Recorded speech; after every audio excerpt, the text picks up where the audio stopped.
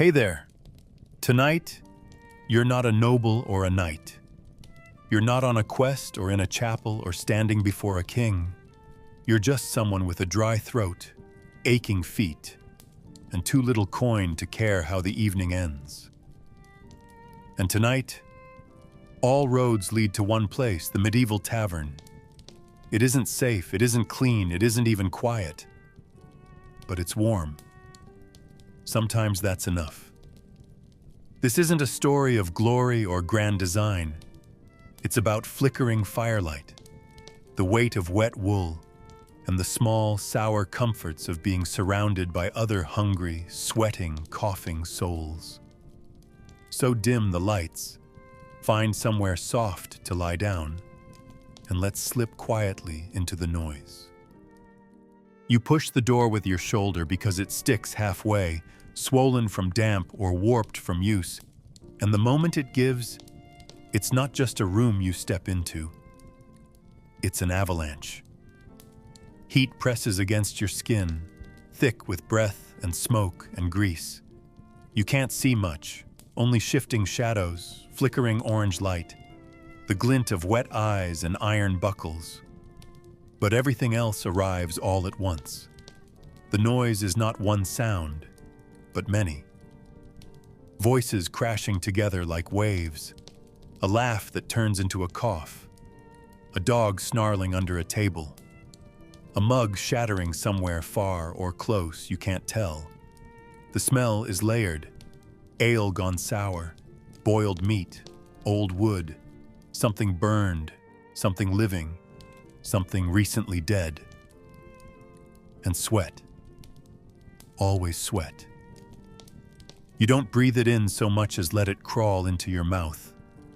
And yet, despite everything, your feet keep moving forward. There's no real thought behind it. You simply stop being outside and start being inside. The door closes behind you, or someone else closes it for you, and you hear it thud, not so much as a seal, but as a quiet dismissal of what came before. The light here isn't light the way you're used to it. It moves strangely, dances more than it glows. Torches along the walls flicker under a draft you cannot locate, and the central hearth spills orange across the stone floor, revealing more silhouettes than faces.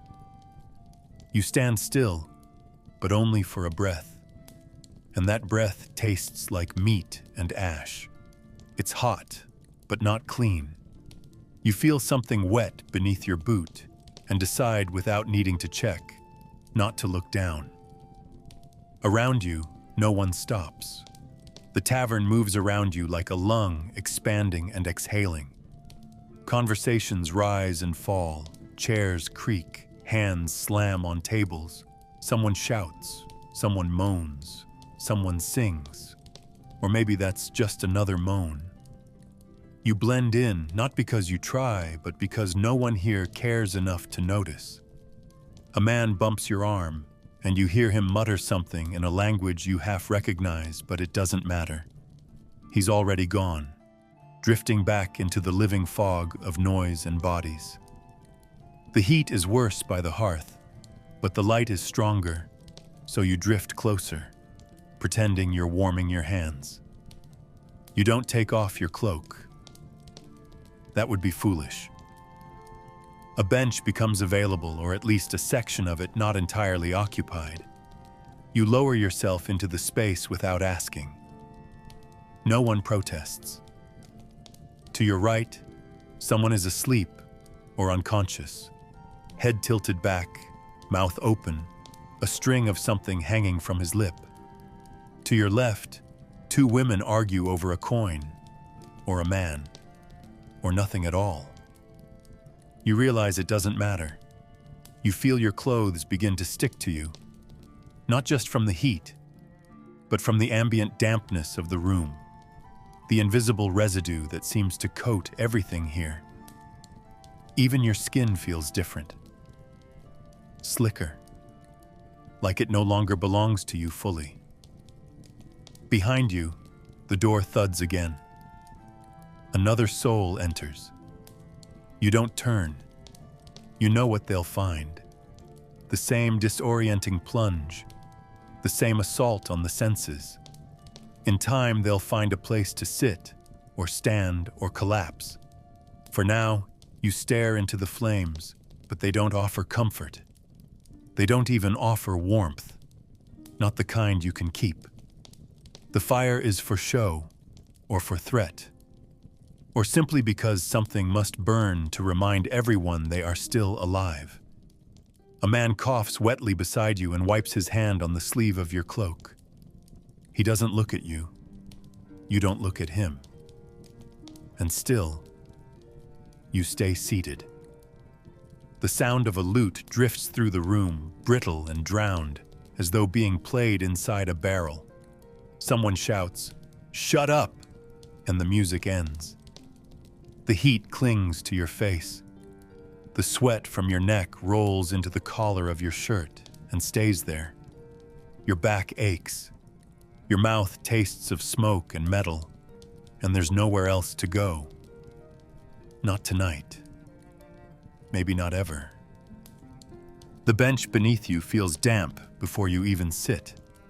Not wet like water, but tacky, resistant, like dried syrup warmed again by firelight and the weight of too many bodies. You lower yourself anyway. There's no cleaner place. Your hand, searching for balance on the table, meets a rough, uneven plane. Wood softened by years of spilled ale, mashed bread, grease, blood, and things you can't name. It's not just the top either. The sides, the edges, the places people forget to see. Everything has the same film, the same residue of life paused but never cleaned. You wipe your hand on your trousers, instinctively, but it does nothing. The fabric only spreads it, and now your leg joins your palm in its unpleasant sheen.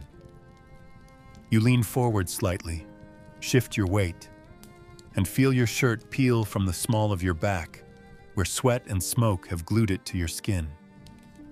You are no longer a visitor. You are part of the room. The mug in front of you bears fingerprints you don't remember making. The handle is damp, not freshly so, but with the slow, sour sweat of hands that gripped it before yours. You lift it. The rim leaves a circle behind, a ghost ring among other rings, overlapping stains and etched grooves in the wood that speak of countless other drinks. You wonder how many stories have ended at this table, and how many started without knowing it.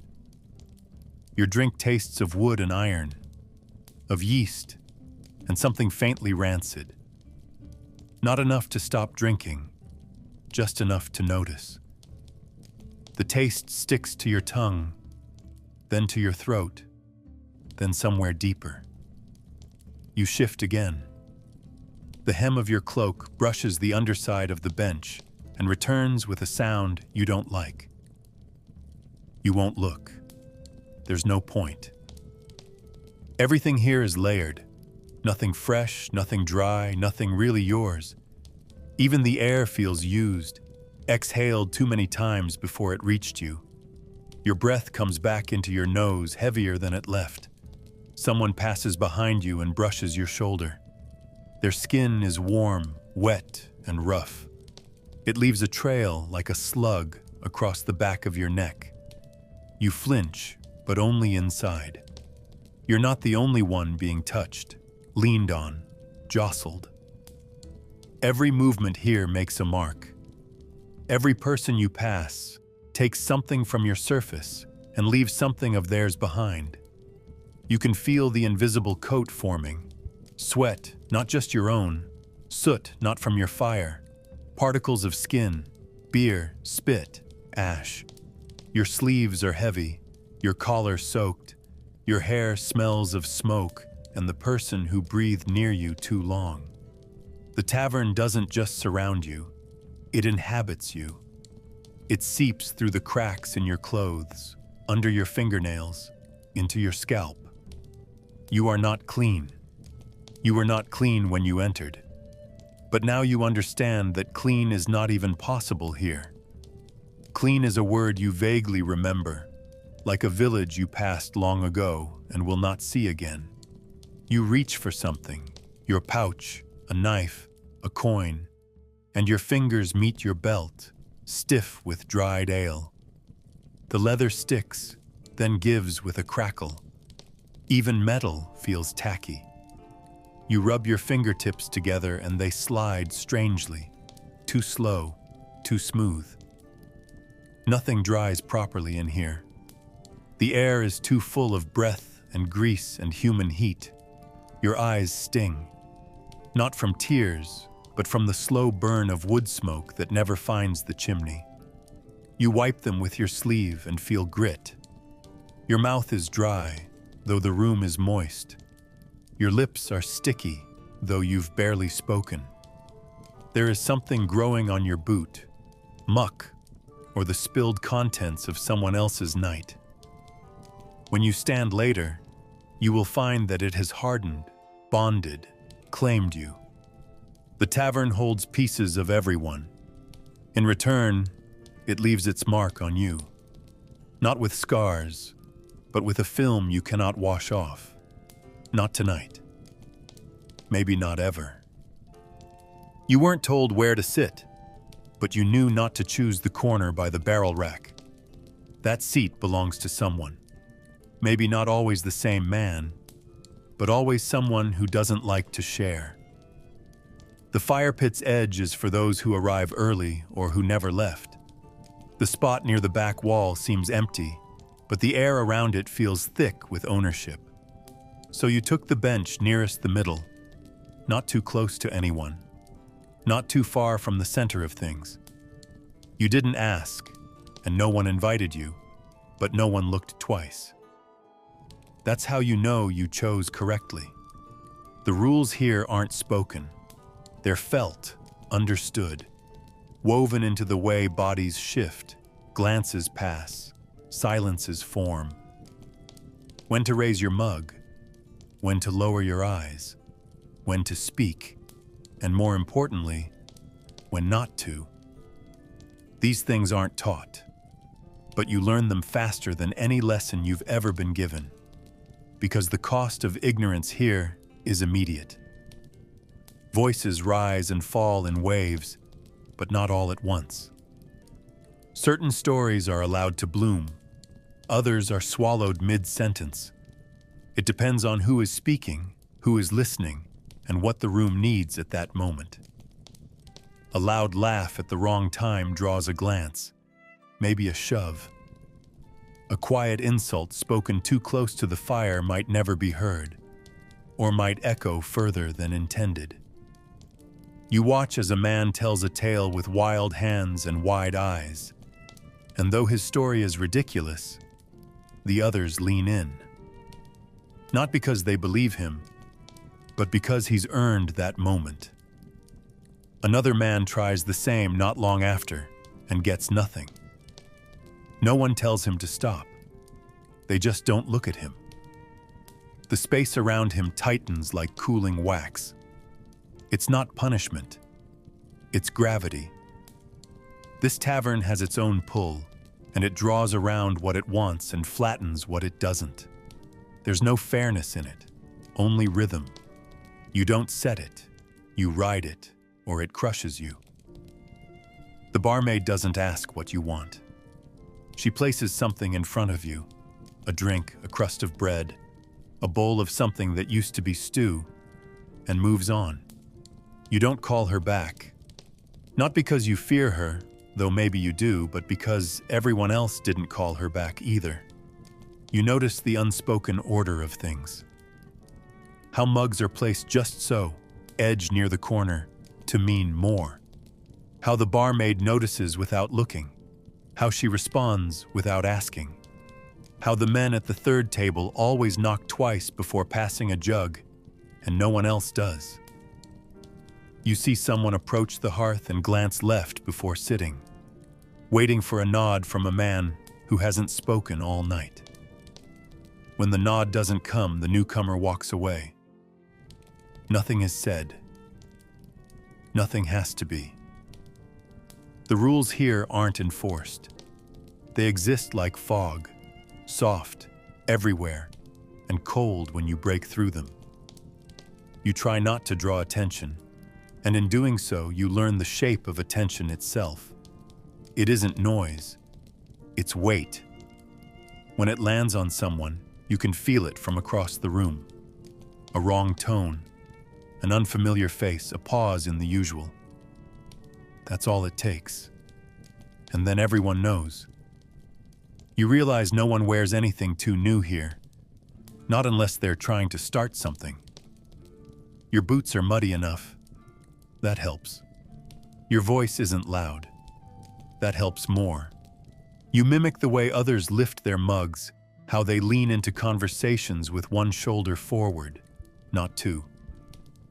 You nod at jokes you don't understand, frown when others frown, and learn to wait before laughing, to see if laughter is welcome first.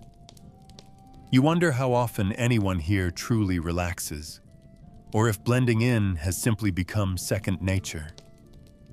You're not sure which is more unsettling, that the tavern has no rules, or that everyone here obeys them all the same. The mug lands in front of you with a dull sound, more like a thud than a clink. The liquid inside sloshes, lazy and opaque, a color somewhere between rust and dust. Foam clings to the rim like it's afraid to sink, and the smell reaches you before your hand does.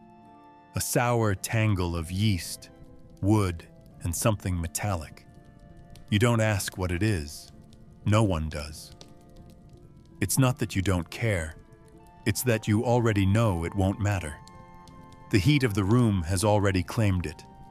It's warm, but not like tea or broth or anything comforting.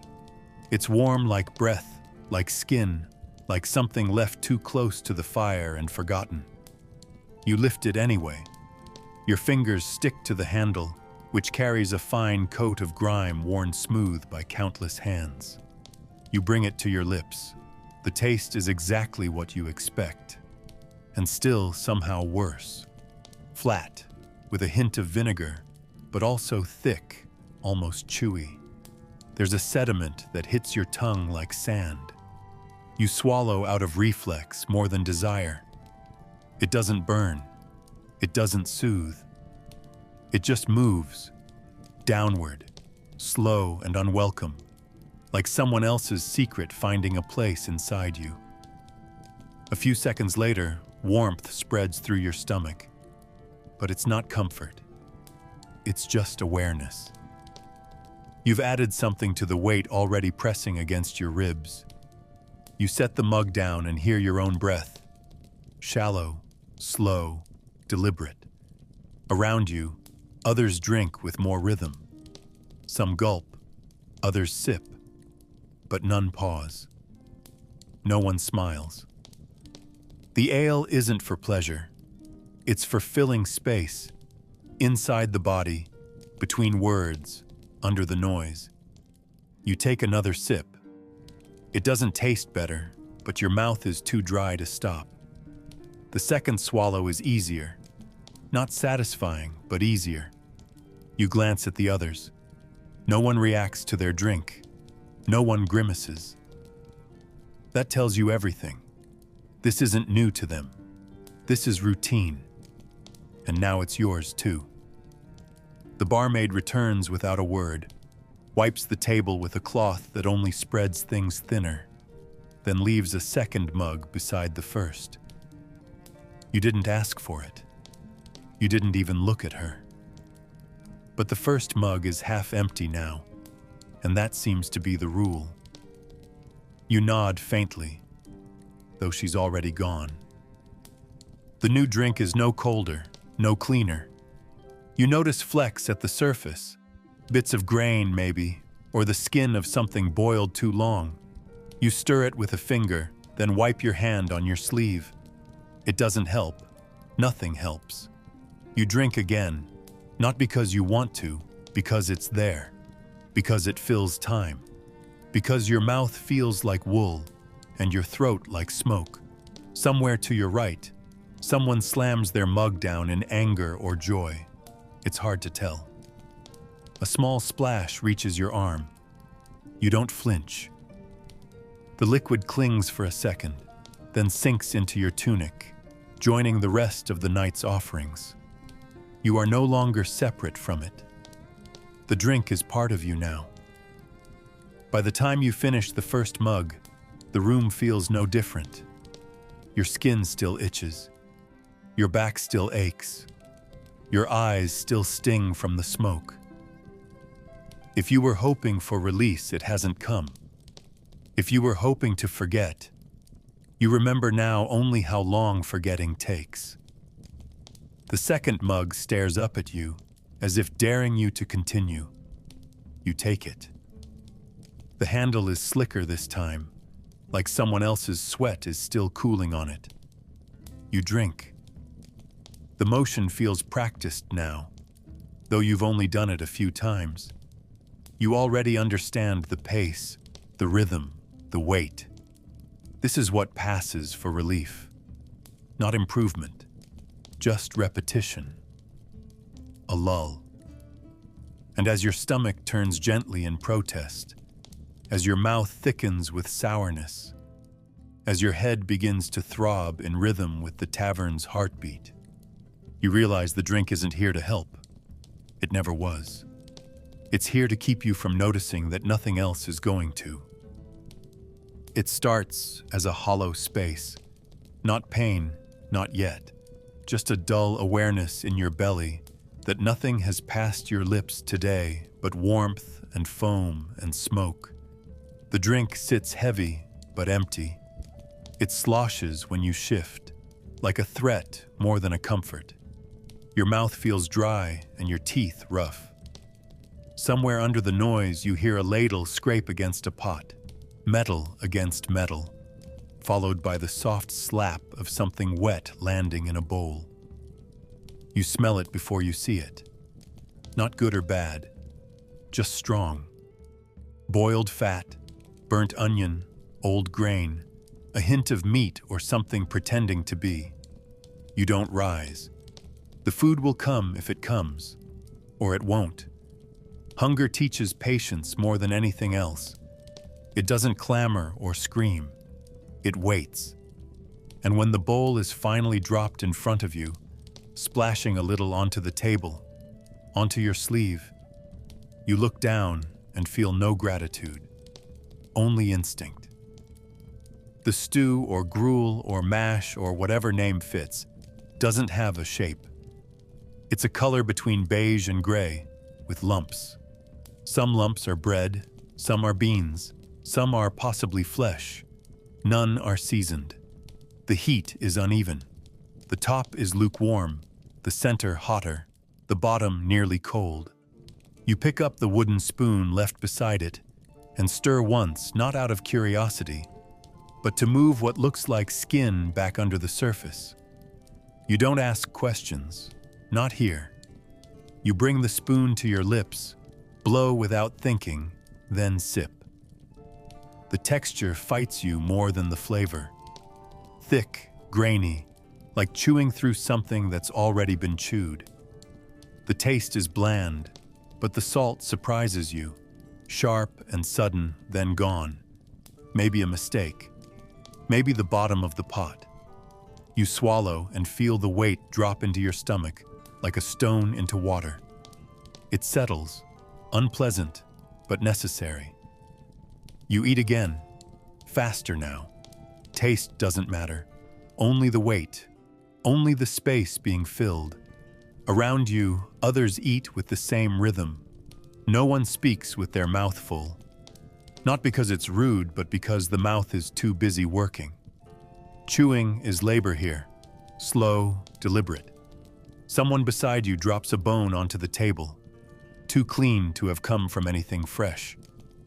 Another dips crust into his bowl, watches it break, then eats it anyway.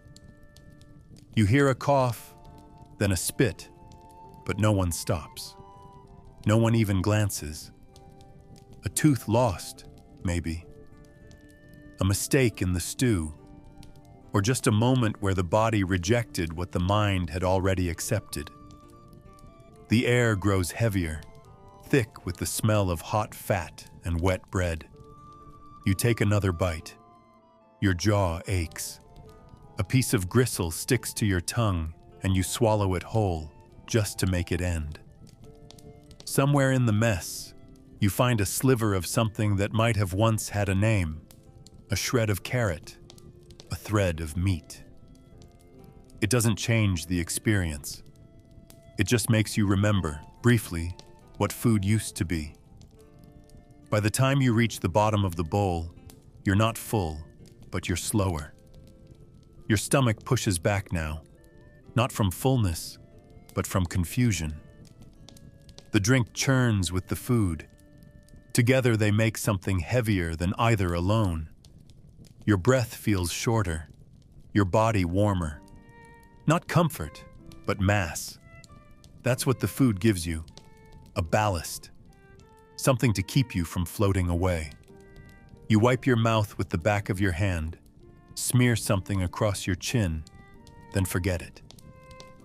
The bowl stays in front of you, even after you're done. A mark that you've eaten, a claim. Others notice. You don't speak, neither do they. Hunger isn't something to discuss here. It's just another silence you share. You feel the stew in your throat, thick and slow, and know it will sit there for hours. It won't nourish. It will simply stay. And in a place like this, that's all you can ask. That the thing you swallowed stays inside you and doesn't crawl back out. You notice it only after you stop eating, the way the air shifts. Not like a breeze, not refreshing. It rolls, thick and slow, like a hand dragging something across your face. The smoke from the hearth doesn't rise. It drifts sideways, curls around beams, slides along the walls like an animal that knows its path. You try to breathe through your nose, then regret it. The smoke carries with it everything the room contains. The scent of burned fat clings to it, along with the bitter sting of spilled ale, the damp rot of old wood, and the sharp bite of sour sweat. It's not the sweat of labor. It's the sweat of bodies packed too close, of fear, of drink, of heat with no release. Somewhere behind the smoke, someone smokes a pipe, and the sweet, choking sting of cheap tobacco cuts through for a moment, before vanishing back into the swamp of odors. You shift on your bench and feel the air move again. Not new air, just old air stirred. The movement brings no relief. Instead, it churns things up. A breeze from the half-open door swirls through the room like a thief and lifts something from the floor. A smell you'd hoped had settled for good. Earthy, sour, a hint of mold, maybe piss. It washes over your face before it vanishes into the ceiling beams. No one comments. The regulars don't even blink. You realize then that the air here doesn't clean itself. It circulates like a rumor, touching everything again and again, never leaving. When someone walks past your table, they drag a cloud with them: musk, leather, onions, wool, and skin. The mingling of lives through scent, not story. And when someone lifts their arm to reach for a mug, a pocket of heat and human staleness rises like breath from a sleeping mouth. You don't turn your head. There's no safe direction. You simply breathe less, shallower, through teeth or cloth, whichever is closer. And still, the room finds a way in. The meat on the fire adds its own layer to the air, greasy, clinging, just short of spoiled. It turns slowly on a spit near the hearth, dripping fat into the flames that crackle but never brighten. Every hiss sends a new wave of burnt animal through the tavern. and the heat carries it to the rafters where it mixes with dust and soot. You wonder how long that meat's been turning. You wonder if it matters. The smell is strong enough to feel like a taste.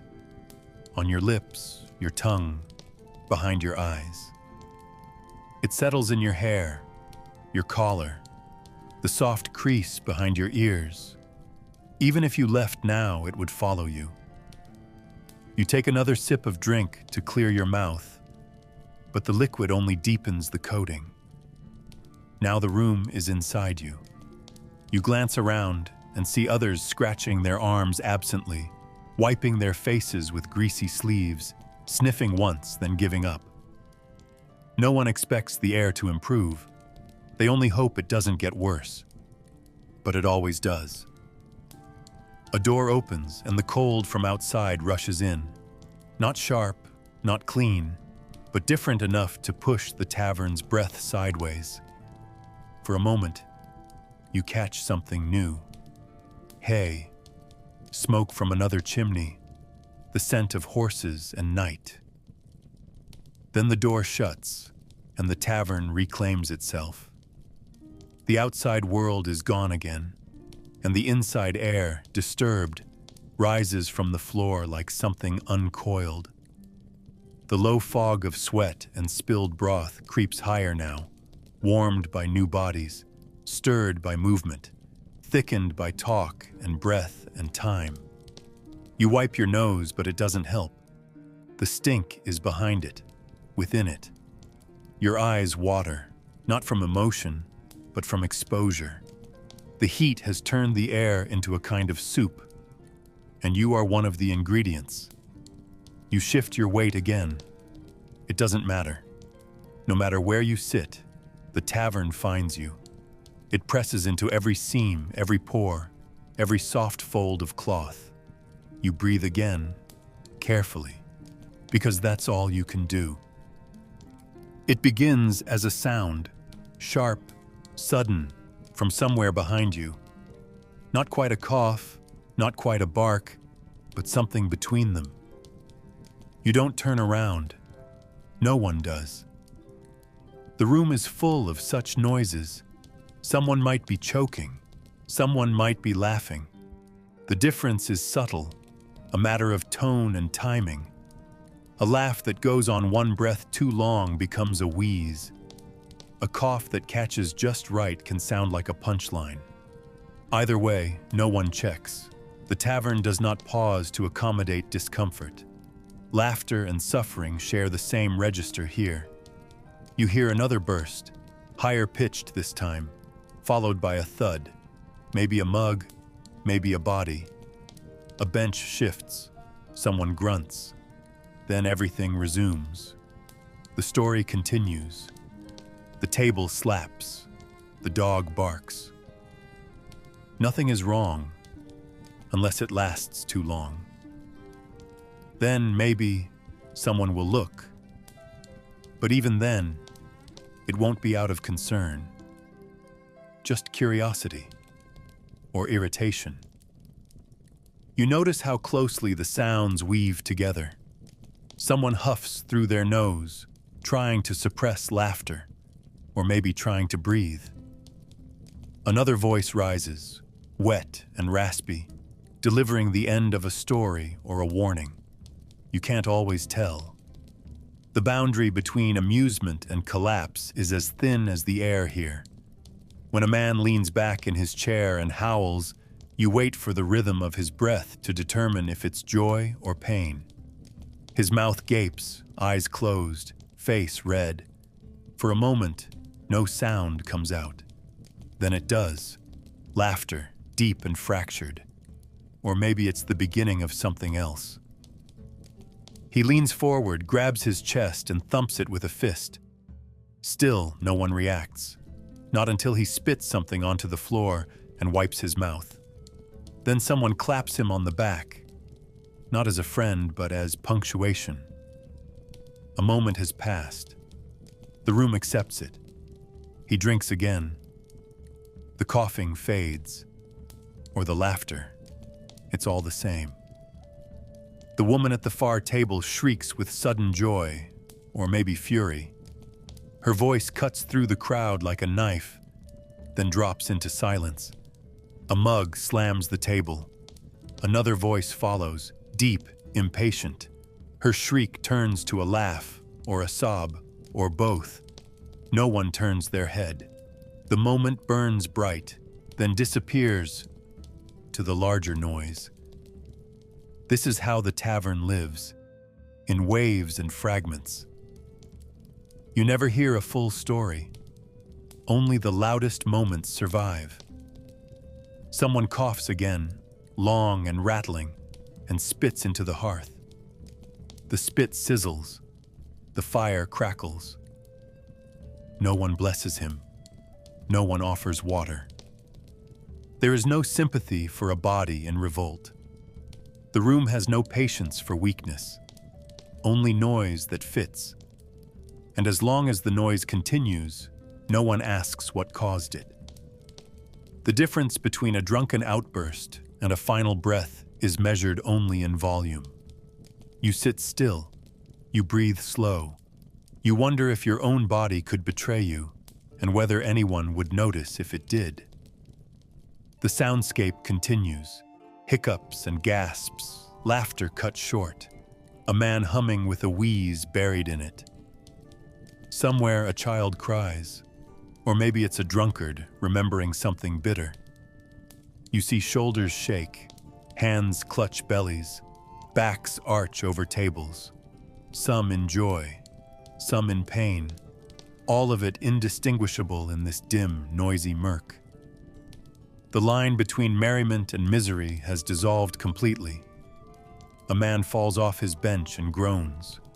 His friend laughs. Someone kicks him lightly to see if he stirs. He does. Barely.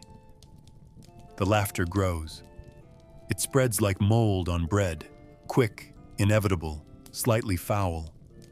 You hear it and feel it, but it doesn't reach your mouth. You can't join in. You're not sure which part you'd be laughing at.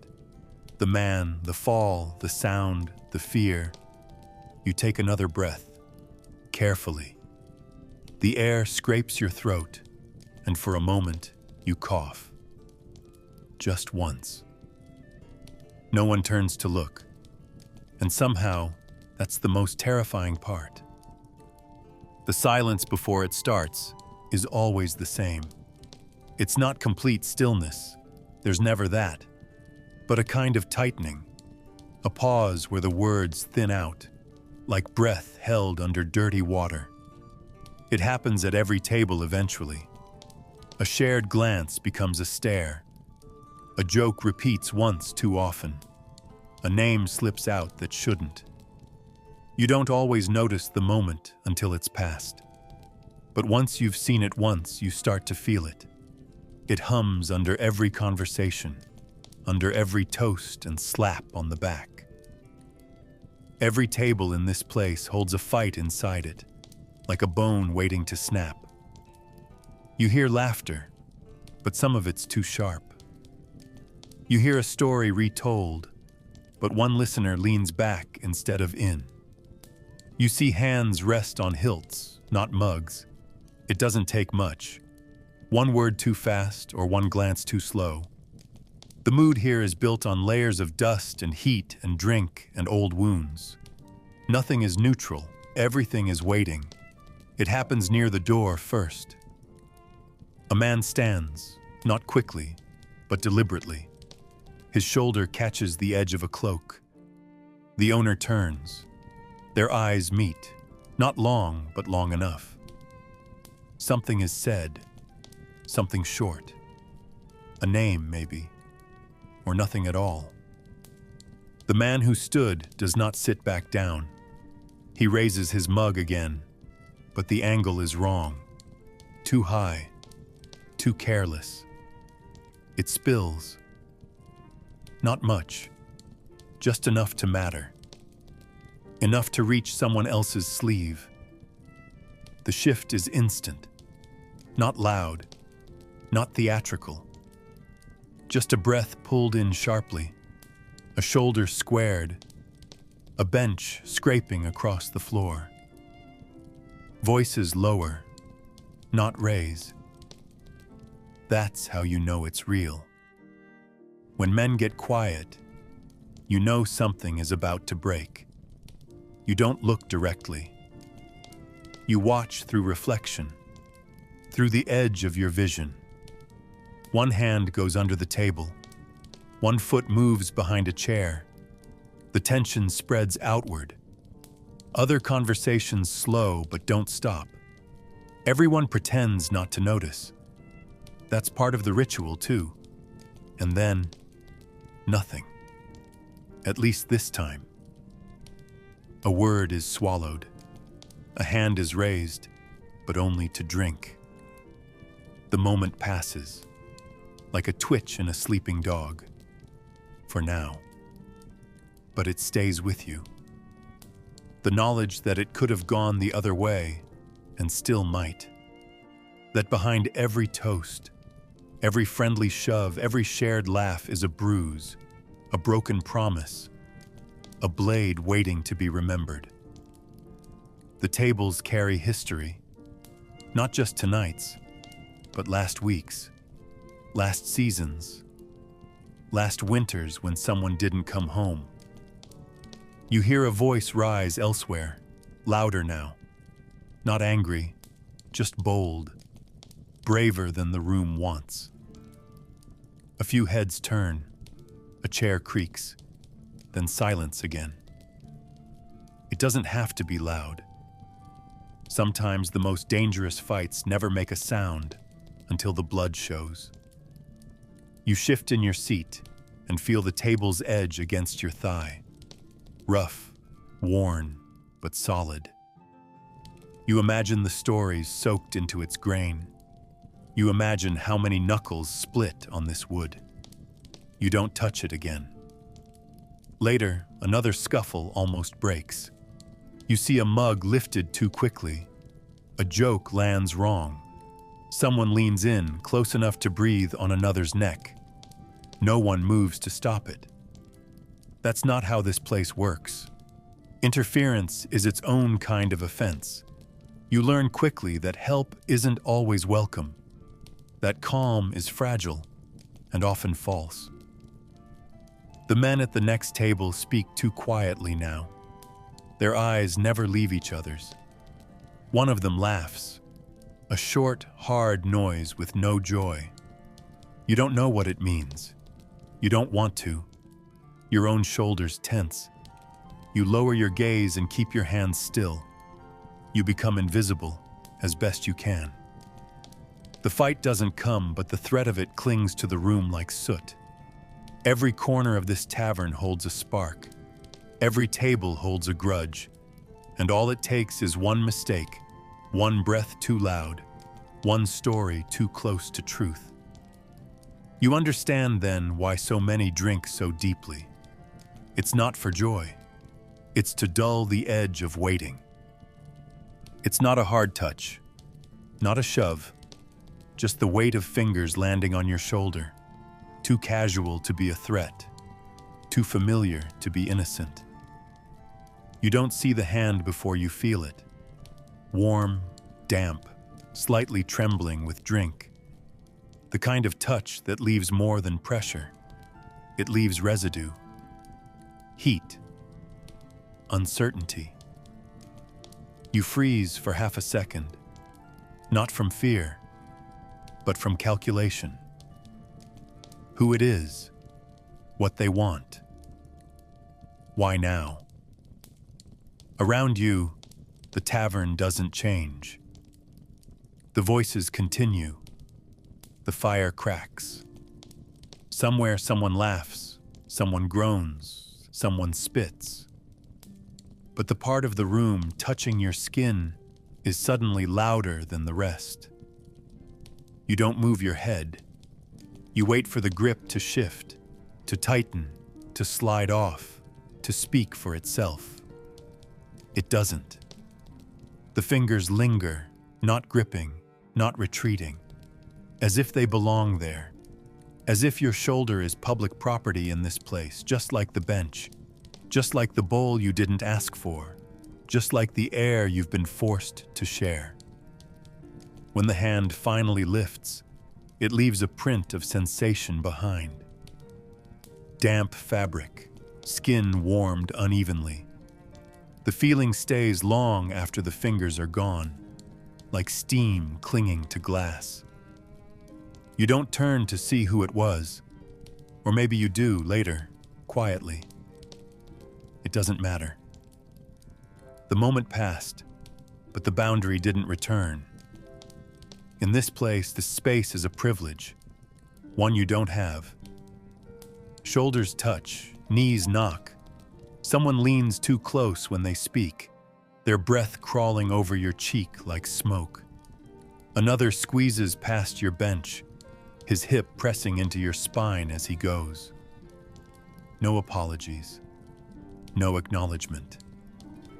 Bodies move like water here, pressing, sliding, spilling into each other. Not out of malice, out of necessity. The tavern is full, always full, and you are part of the tide. You can't brace against it without drawing attention. You learn to lean, to bend, to give space without giving ground. But every touch lingers longer than it should. Every brush of skin feels like a question you weren't ready to answer. The woman passing behind you lays her hand briefly on the back of your neck. No words, no eye contact, just contact. Her nails press lightly through your tunic, like she's checking for something. She moves on before you can react. Her scent follows her, sweet, sour, wine-stained.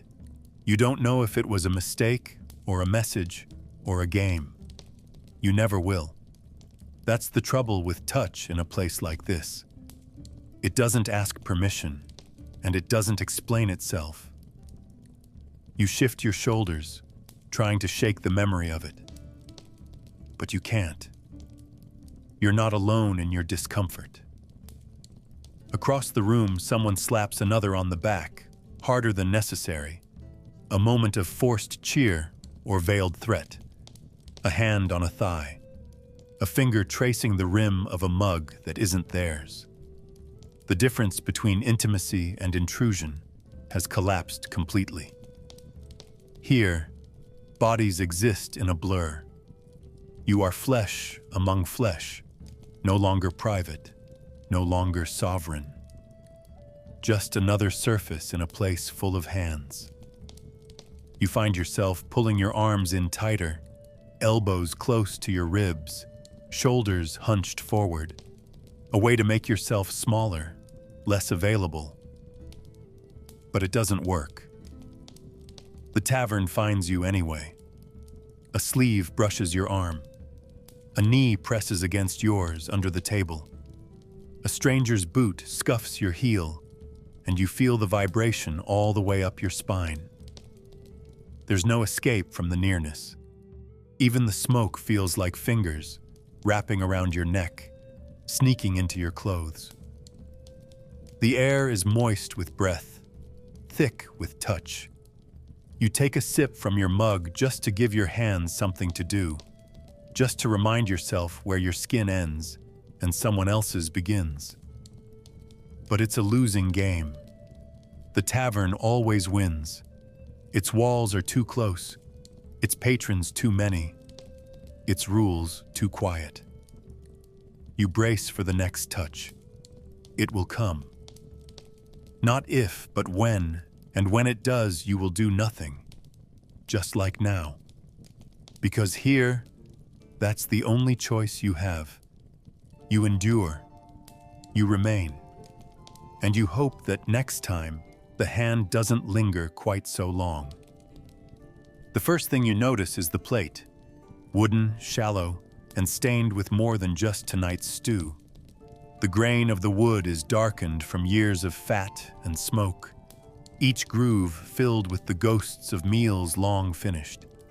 You don't expect it to be clean. No one does. It's wiped maybe, but never scrubbed. A greasy film remains on the surface, catching the candlelight in a soft sheen that makes everything glisten for the wrong reasons. The spoon is no better, rounded, splintering at the lip, with a faint odor of old broth that has settled into its very structure. You bring it to your mouth anyway. You always do. Cleanliness is not a promise here, not even a suggestion. And strangely, that makes it easier. There's no illusion to protect, no brittle pretense to break. The filth is part of the furniture, and you've learned to live alongside it. Not because you want to, because you must. The table beneath your hands is sticky in places, slick in others. Some patches are dry but rough, like dried sap or ale turned to glue. You shift your hand to avoid one spot, only to find another. There's no escape. The surface has stories etched into it. Knife marks, initials, burns, blood. Some of it old, some of it not. You don't ask which is which. The edge of the table is darker than the rest, from years of being gripped by hands that had nowhere else to rest. You see fingernail grooves where someone once clung too tightly. Around you, the benches are the same, scarred, slick, uneven. The floor under your boots sticks slightly with each step, like it remembers every spill and has no interest in letting go. You stop trying to keep your sleeves clean. It's too late for that. The dirt climbs without asking, leaves marks on your cuffs, your knees, your collar. Everything you touch leaves something behind. And then there are the people. Their faces bear the same stains as the tavern: smoke, sweat, time. Beards shine with grease. Hair clumps from the humidity. Hands move with the confidence of those who no longer notice what clings to them. A woman wipes her mouth with her bare wrist, then leans across a plate to speak. A man spits into the fire and wipes his chin on his sleeve, leaving a streak that joins a dozen others. No one is ashamed. That's the difference here. Cleanliness isn't expected. It isn't admired. It's irrelevant. You glance at your own hands and see the dirt under your nails, the dark patches near your wrists where water hasn't touched in days. You wipe them on your trousers and feel the fabric smear instead of clean. A man beside you blows his nose into his palm and then slaps the back of another in greeting. They laugh. You don't. You drink instead. The mug, too, is clouded, inside and out. But it holds liquid. That's enough. Even the air feels dirty, heavy with particles you can't name. Ash, maybe. Dust. Skin. You breathe it in and feel it coat your throat. The windows, where they exist, are fogged with a layer of grime too old to remove. Light presses through it like a prisoner behind greasy glass. The fire smokes more than it burns, and the ceiling beams drip with soot. You glance up and see cobwebs stretched like lace, blackened by years of smoke and neglect. A fly buzzes somewhere, slow and heavy, as if it too is coated in the tavern's film. Nothing here is clean. Not the bowls, not the mugs, not the air, not the people. But there's a kind of honesty in it, a consistency. No one scrubs for show. No one washes to pretend. Everything is used, reused, and used again, and somehow that makes you trust it more. The dirt is earned, shared, worn openly like a uniform, and in a strange, weary way, you realize that here, at least, you know exactly what you're touching, because nothing lies about what it is. It starts faintly, almost beneath notice, a wavering string, or maybe a breath forced through cracked wood. You don't look at first. Sound in this place is constant, shifting, and often untraceable. The clatter of mugs, the scrape of boots on stone, the low grunt of a tired man settling into his drink. Somewhere in that mess, something tries to rise. A rhythm, perhaps. A line of notes, uncertain and loose, falling apart as soon as they're born. You glance toward the corner where someone usually plays, and there he is, seated, hunched, half hidden in shadow, moving with the kind of determination only the drunk or the desperate possess. He strums something that might once have been an instrument. Strings pulled too tight, or not enough. His mouth opens. A note escapes. It could be song, or a groan, or just air. No one claps, no one stops him. He plays, and that's enough.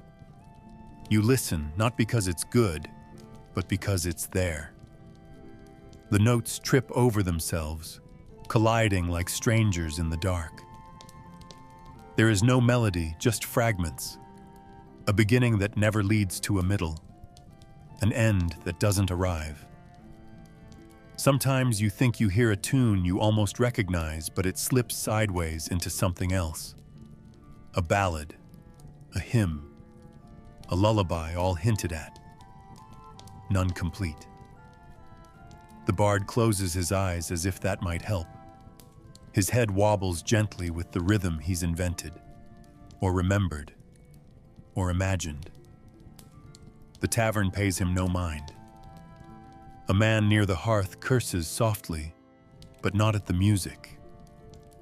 Someone at the next table starts humming along, but out of sync, as if mocking, or simply not hearing the same tune. You begin to wonder if there's even a song at all, or if your ears are just assembling noise into something familiar out of pity. Then a chair scrapes across the floor, long and sharp. For a moment, it matches the note the bard was trying to hold. You flinch. You're not sure if it was his string or the wood protesting under someone's weight. It all blends together. The creaking beams overhead, the mug slamming on the table, a laugh cut short by a cough. The music dissolves back into the room. Even when the bard strums again, you can't be sure if it's him or the wind rattling through a loose board. His mouth moves once more. A word, a name, or nothing. His voice breaks, not with feeling, but from lack of water or care. You see his fingers tremble as they press the strings. It's not performance, it's survival. One chord at a time. He's not playing for applause. He's not even playing for coin. He's just playing, because that's what the silence demands here. Filler. A sound to keep the walls from listening. And yet, something in it holds. Not the beauty, there is none, but the persistence. The refusal to stop, even when it makes no sense. Even when the notes are wrong, and the air is too thick, and the crowd too indifferent. The music becomes part of the tavern, like the smoke and the heat, and the endless murmur. It hums beneath the arguments, weaves between the footsteps, curls into the corners where no one looks. You find yourself following it without meaning to, not with your ears, but with your breathing. Each false note a reminder that something is still trying, still reaching, even in this place where most things give up. And when the bard finally stops, whether because he's done or because he's forgotten he was playing, it takes a moment before you notice. Because the melody was never there to begin with, only the sound, the effort, the strain of making something, however broken, in a room built to wear everything down. Voices come from every direction, layered so thickly that no single sentence survives intact. They rise and fall without rhythm, overlapping until the very idea of conversation collapses into noise. It's not that people are talking to each other. They're talking at each other, through each other, past each other. Every table holds half a dozen conversations, none of which connect. Words bounce off mugs, echo through smoke, vanish into sleeves. You strain to follow one voice and just to anchor yourself, but it dissolves before it reaches you. What started as a story turns into a shout, then into laughter, then into a snort. Somewhere behind you, someone sings 2 words of a song and forgets the rest. Another man slams his palm on the table to emphasize something no one heard.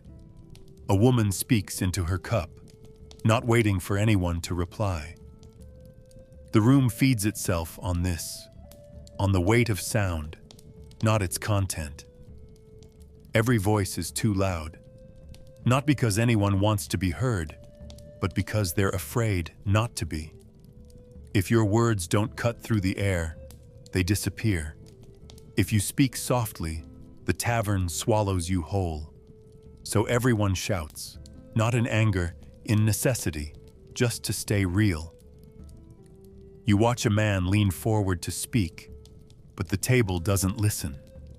He leans back, tries again, this time louder. Still nothing. His words vanish into the tide. He laughs too loudly, as if that was the joke.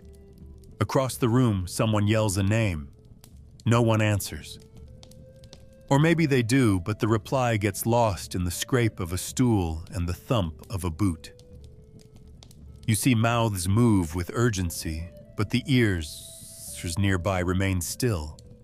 Half heard, half cared for. Everyone's speaking, no one's listening. It's not dialogue. It's performance. Noise for noise's sake. You open your mouth to say something, then close it. There's no space left in the air for another sentence. Even when someone does hear, it doesn't matter. A question is answered with a shrug, a story with a bigger story, a memory with a louder one. There's no curiosity, only competition. You feel it in the way people lean in, not to understand, but to dominate. The man beside you interrupts his friend twice in the same breath. His words tumble out, too fast, too forceful, just to fill the pause. No one waits. Pauses are dangerous. They make you visible, vulnerable. So the words keep coming, even when they mean nothing. A tale about a hunt becomes a boast about a woman, becomes a complaint about taxes, becomes a joke about shoes. You hear none of it, and all of it. The sound is thick, oily. It coats your ears until even your own thoughts arrive muffled. You blink and realize your head aches, not from drink, but from listening, from pretending to follow, from drowning in meaninglessness. And still, the voices rise, because that's what this place feeds on. Not silence, never silence, but volume, motion, the illusion of connection. People speak to prove they exist. They shout their names into the fog, hoping the echo returns. Most of the time, it doesn't. But they keep trying. And you, sitting there, ears full of strangers' breath, mouth dry from disuse, you understand. You know why they do it. Because being unheard here is worse than being misunderstood. Because in the roar of this tavern, silence means absence. So you speak too, eventually. Not to say anything, just to make sound, just to stay visible. You don't expect a reply, you don't wait for one. You simply add your voice to the pile. And for a moment, you belong. Not in meaning, but in volume. That's enough. He's slumped forward, cheek pressed to the table, mouth slightly open. One eye half-lidded, fluttering with something like sleep, or stupor, or some slow drift between the two.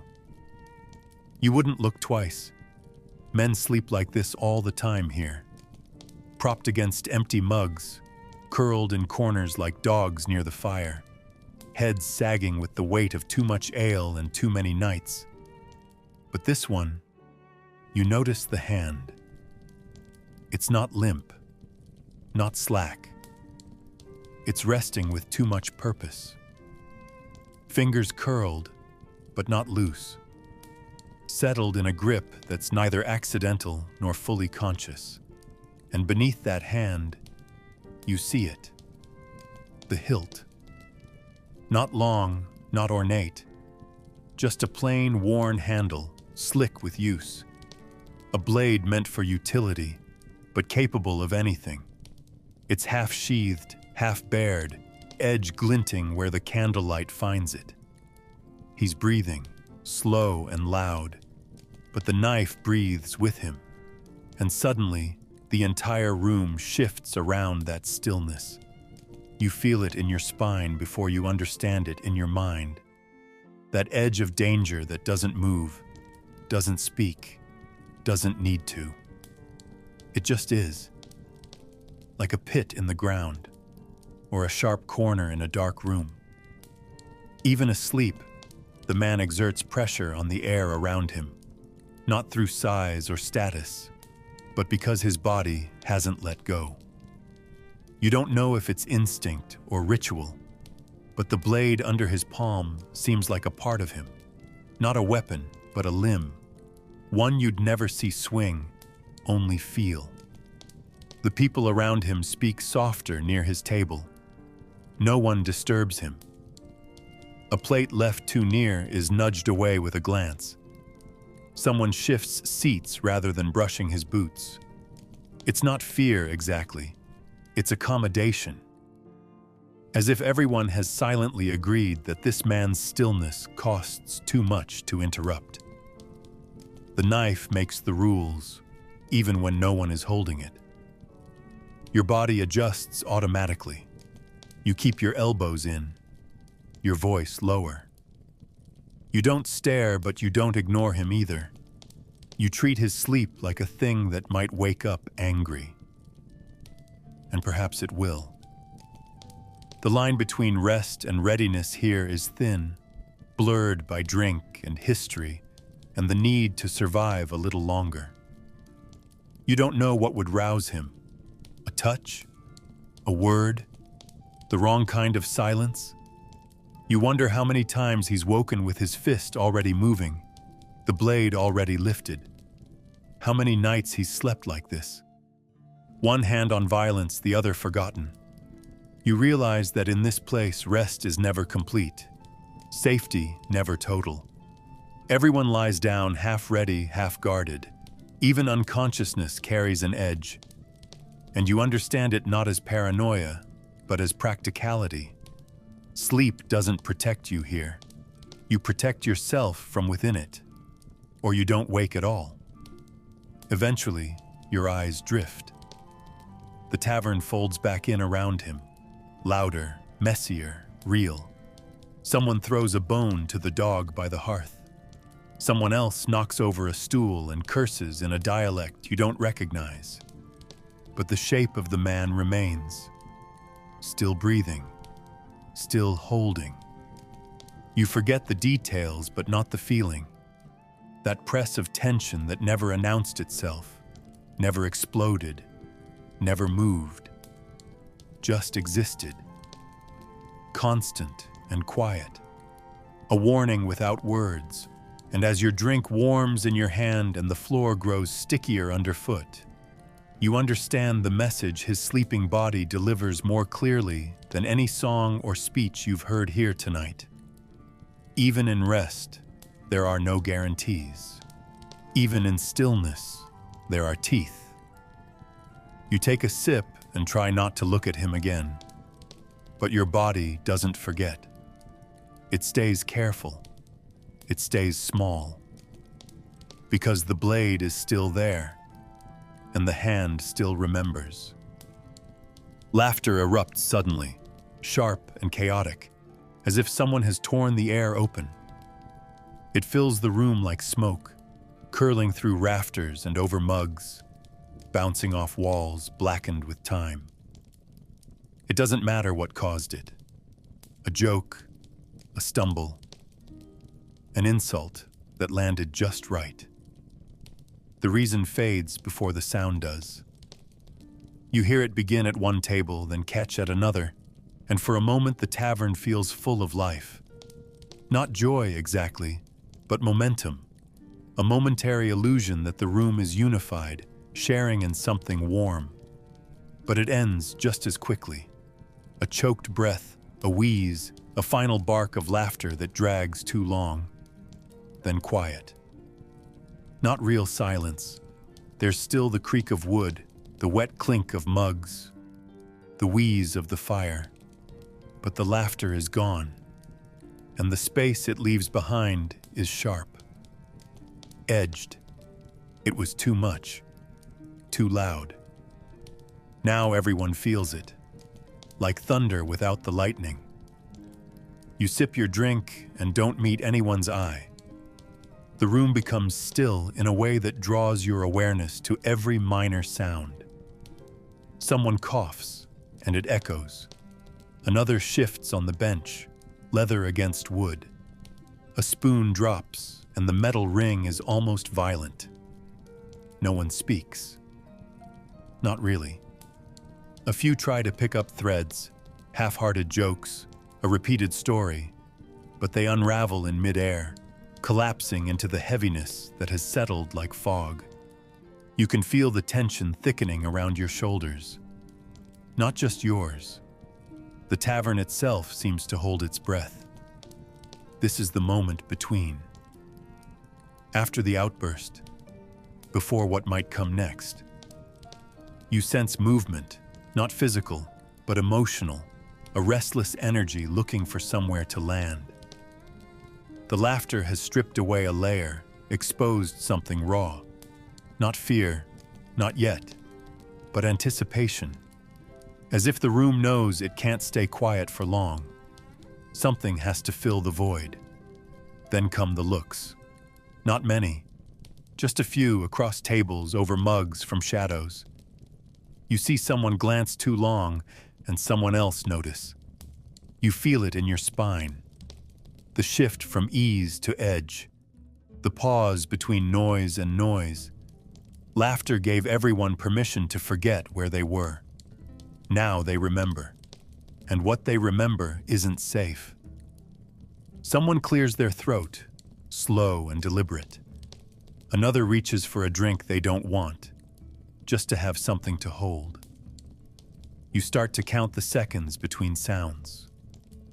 4, 7, a stool drags. 3, 5. A grunt. The rhythm isn't right. You want to believe this is just the tavern settling, just fatigue setting in. But it isn't that. It's the gravity returning, that old weight, that reminder that here, everything costs something, even laughter. And when the silence ends, it's not with more laughter. It's with something else. A raised voice too loud. A mug slamming down just a little too hard. A question that's really an accusation. The shift is subtle, but total. The room reanimates not with joy, but with friction. The bark of joy becomes the growl of discomfort. The corners tighten. You hear an argument start 2 tables away. Nothing new, nothing dramatic. But it sticks. It doesn't fall away like the laughter did. It digs in. Someone doesn't respond. Someone else does, too slowly. Chairs scrape. Words sharpen. It won't be a fight. Not yet. But it could be. You sip what's left in your cup. Feel it coat your throat like oil. And you realize the tavern doesn't breathe. It jolts. It stutters. It erupts, and then it waits. And in the waiting, something always grows. You don't know what.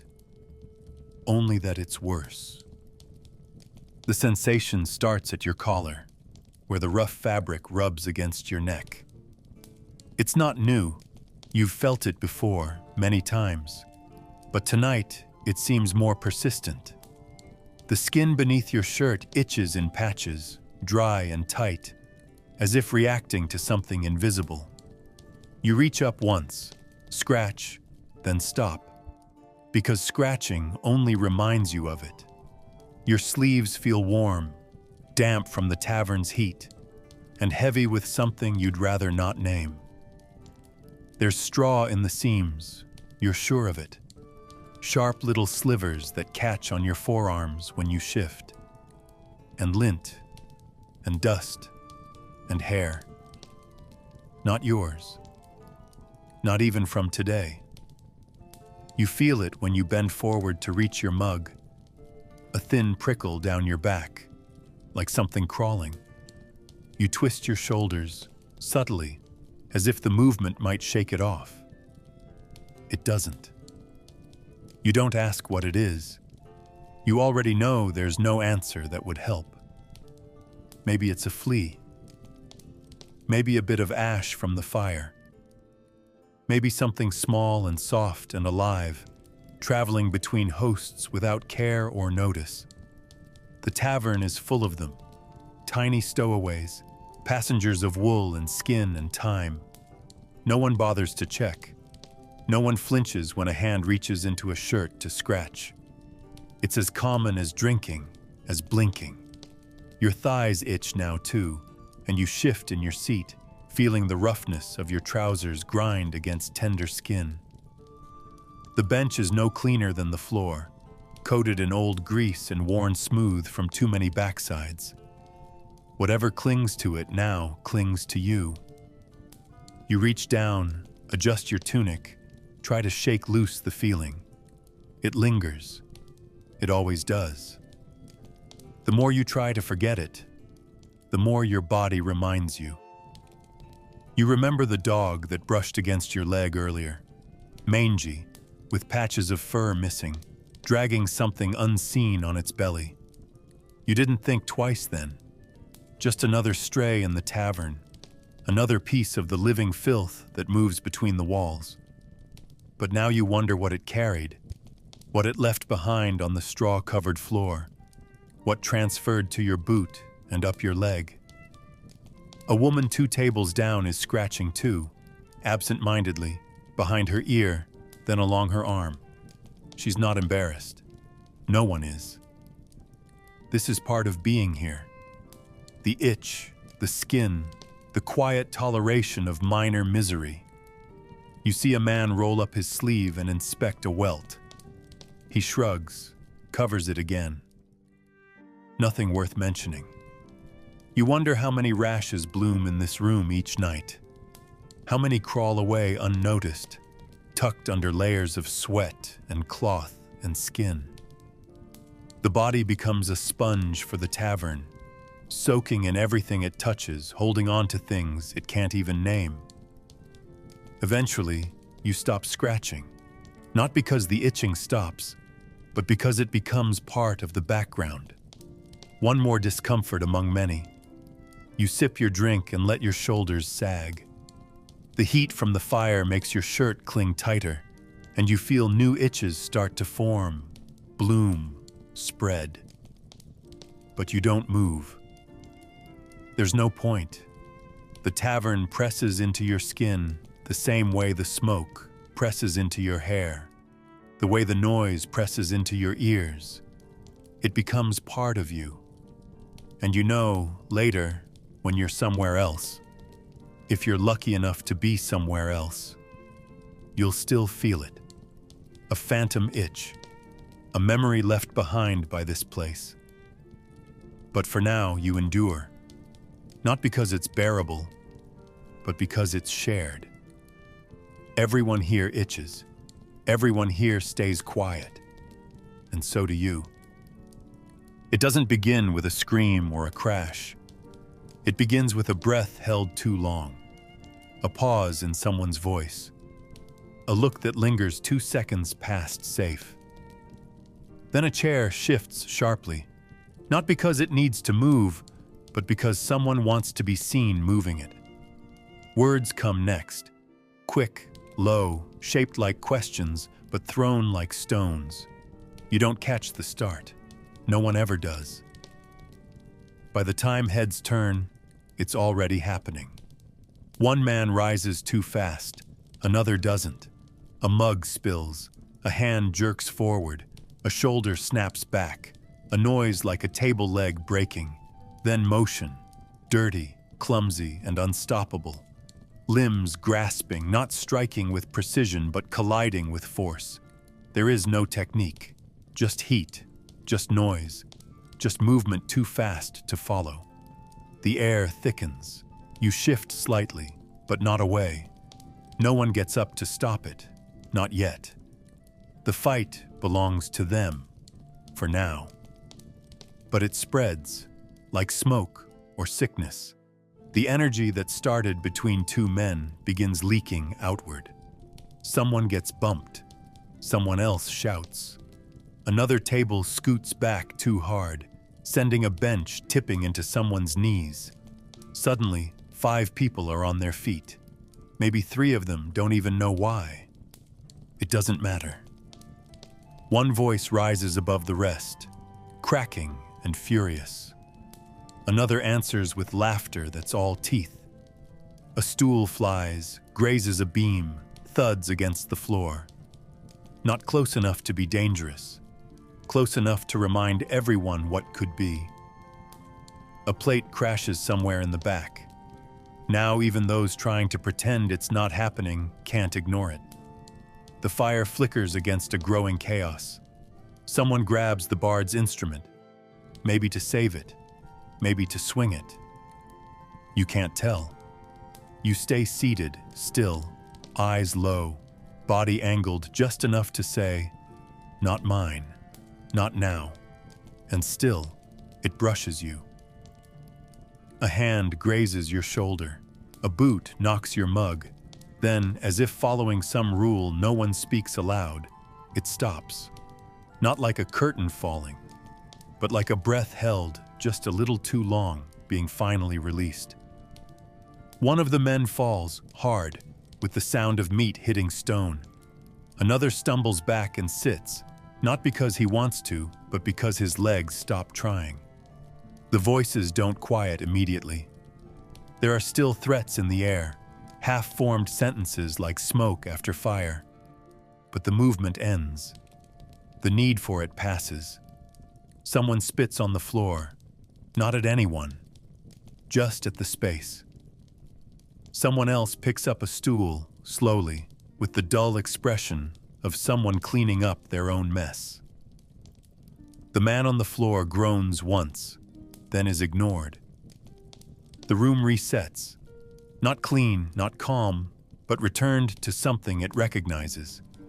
The kind of quiet that isn't peace but pause. You take a sip of what's left in your mug. It tastes like nothing, but at least it's still there. You think afterward about the rhythm of it, how expected it was, how no one tried to stop it. Not really. Not out of fear or apathy, but out of understanding. Fights here are like storms. They build, they break, they pass. They aren't about victory or justice or even anger, always. Sometimes they're just about release. A way to mark the passing of time. A way to remind the room that something still burns under the weariness. You wonder if the men who fought even remember what sparked it. If they'll speak tomorrow, or avoid each other, or never see each other again. It doesn't matter. What matters is that it happened, then ended. And now, the tavern breathes again. Heavy, irregular, but alive. You stay quiet. You wait for the next sound. You know it will come. Just not yet. just not now. There's a body still on the floor, curled but not lifeless, a shape that twitches now and then, breath maybe or pain, but doesn't rise. Around him, the tavern moves on, slowly, like mud settling after a flood. No one checks on him. No one gloats. There's no victor standing above him with raised fists. The man who was fighting him has already turned away. He sits again, cradling his knuckles, not with pride but with detachment. His lip is split. His shoulder hangs low. He doesn't look like he won. He looks like he didn't lose. And in this room, that's enough. That's more than most get. There are no cheers, no applause. The brawl was not for entertainment. It was too slow, too raw. It came from places older than anger. And now it ends not with triumph, but with quiet, with bruises, with people rearranging themselves into the shapes they had before the storm began. One man walks past the fallen figure without stepping around him, just over him, as if he were a sack of barley left in the way. Another nudges a broken mug with his boot, not because he cares, but because it's become part of the path. The room adjusts, that's all. It doesn't reset. It simply swells around the wreckage and moves forward. You look at the man on the floor again. He stirs, just enough to prove he's not done. But no one offers him a hand. If he gets up alone. If not, he becomes part of the scenery. There's a kind of law to it, but not justice. Just the slow sorting of bodies, those who rise, those who don't. And the difference between them isn't strength, it's time, timing, endurance, a refusal to fall first. You don't remember who started it. You won't remember who stayed standing, but you'll remember the stillness after. No one wins here. Not really. A fight ends, but nothing changes. No lessons are learned. No respect is earned. No debts are cleared. At best, there's survival. A new limp. A new scar. The right to finish your drink without interference. That's the prize. And it's not even guaranteed. Because the man you hit might return tomorrow, or next week, or send someone else in his place. Grudges here don't die. They just sleep. And even sleep is dangerous, as you've seen. So those who remain upright after a brawl don't celebrate. They don't boast. They keep their eyes low and their hand near whatever weapon they trust most. The room doesn't admire resilience. It tests it, over and over, until even the strongest backs curve under its weight. You sip what's left in your mug, and it tastes like iron. Or maybe that's your lip. You're not sure anymore. Still, the man on the floor groans. Someone laughs, but not at him, just near him. As if laughter, too, has no target here, just direction. The table next to yours starts a new game. Coins clink, dice roll. The rhythm resumes.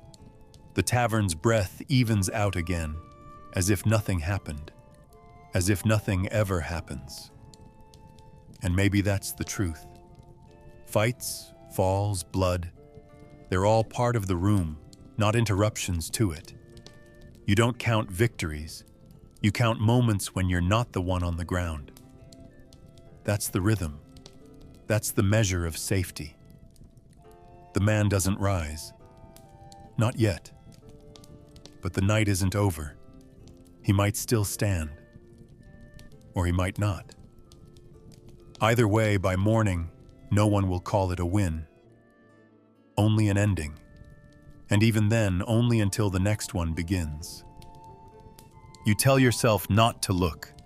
You keep your eyes low, trained on the rim of your mug, on the puddle spreading across the table, on the frayed hem of your sleeve. You focus on your own breathing, on the warmth of the bench beneath you, sticky and still holding someone else's scent. But it's no use. Your gaze drifts. It always does. Drawn not by curiosity, not even by fear, but by something quieter, older.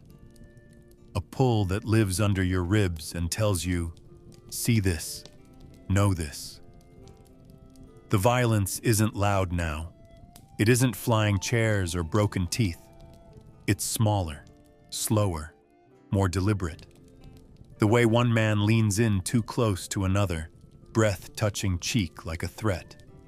The way hands curl into fists under the table. The way a foot finds another foot in the dark, not by accident. Every gesture means more than it should. Every silence holds its own weight. You're not part of it, not yet. But your body is already preparing to be. You try to act like you're not watching. That's the rule. If you stare, you might become a witness. If you become a witness, you might be pulled in. So you steal glances, peripheral, partial. You drink without tasting. Nod at a joke you didn't hear. Let your eyes blur, not from drink, but from discipline. But still you track them. Still you follow the shifting tones of their voices. Still you notice when one man moves his elbow just a little to the left, freeing space for something hidden. You pretend not to care. Pretend not to notice. But your pulse gives you away. Your grip on the mug tightens. You hold your breath at the wrong moments. You're not watching, not really. But you are. And part of you always has been. Because in places like this, violence isn't an event. It's a presence. It sits beside you, across from you, behind you. It waits. It breathes, and you learn to sense its rhythm, the way you might sense the weather. What unsettles you more is not the blood, not the threat. It's how natural it feels, how quietly your mind accepts the shift. From calm to tension, from tension to danger. It doesn't feel shocking. It feels inevitable. You see the signs before they bloom, the tilt of a jaw, the flare of a nostril, the twitch in a knuckle. You recognize them. You read them. And something in you responds, not with fear, not even with caution, but with understanding. You know this language. Even if you don't speak it, your body does. You lean away when needed. You go still when the air thickens. You measure the time between shouts. You don't need to ask why someone lashes out. You already know. Hunger, exhaustion, pride, shame, it all ferments here. And once in a while it spills. You watch it not to judge it, but to stay ahead of it. Watching becomes survival, a passive kind of armor. Later, when it passes, you keep watching. Not the fight, not the blood, but the aftermath. The faces, the shoulders, the posture of men who've sat back down as if nothing happened. And maybe nothing did. You don't know what you expected. Remorse? Applause?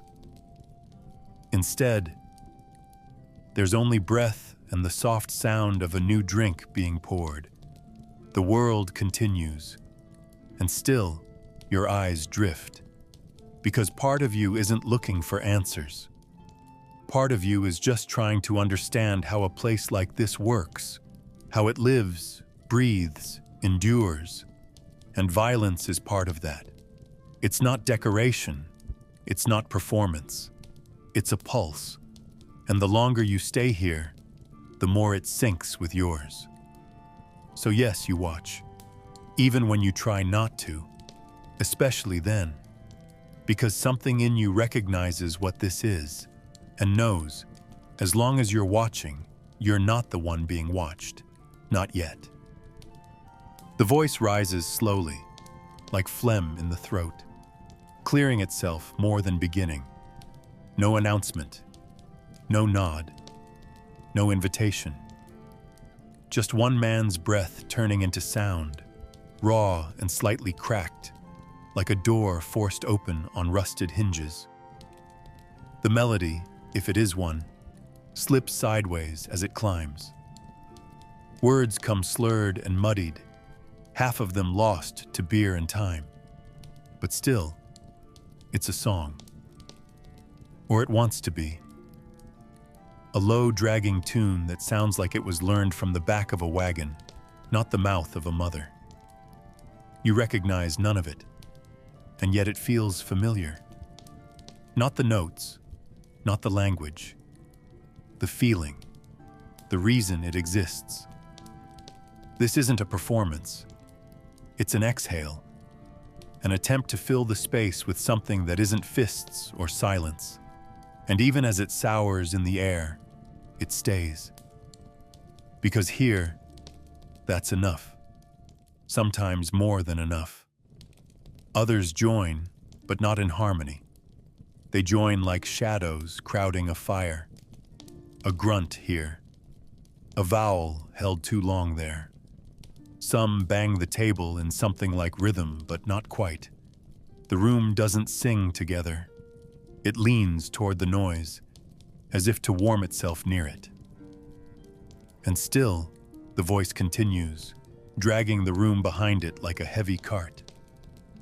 You see one man mouth the words without sound. You see another roll his eyes and spit. But no one stops it. No one mocks it. The song isn't good. It never was. But it isn't for beauty. It's for space. It's something to do with breath and throat and memory. A cough might have done the same job, or a scream.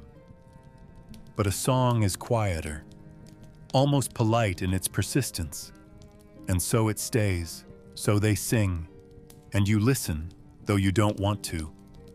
The way you might listen to a storm in the distance, or a prayer not meant for you. The bard, if he can be called that, doesn't have an instrument. Or if he does, it's long forgotten. His hands rest on the table, fingers curled around an empty mug. He sings without looking at anyone, eyes fixed on a stain in the wood. His voice is scratchy, wet. You wonder what else he's swallowed today besides ale. He looks older than the song, like someone who learned it from someone already half gone. The kind of tune passed through generations, not by choice, but by repetition. You try to find a beat in it, a structure, but it drifts, wobbling under its own weight, a dirge without death, a lullaby that doesn't care if you sleep. Still, some in the room sway, not with joy, with habit, with muscle memory, like they've been here before, like they'll be here again. The song folds around them like smoke, touching hair, shoulders, scars. You feel it press into you too, soft but steady. You don't like it. You don't resist it.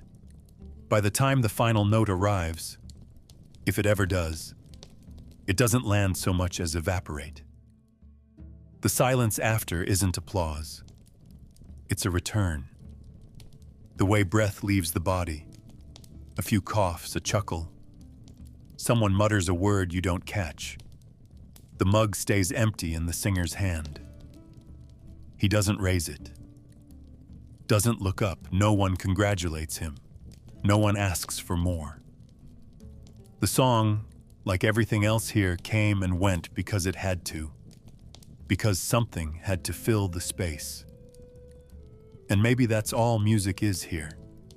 A pause between worse things.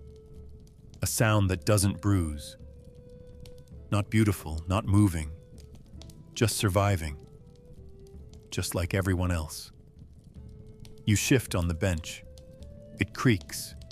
Your back aches. Someone across from you starts humming something new. It's not better.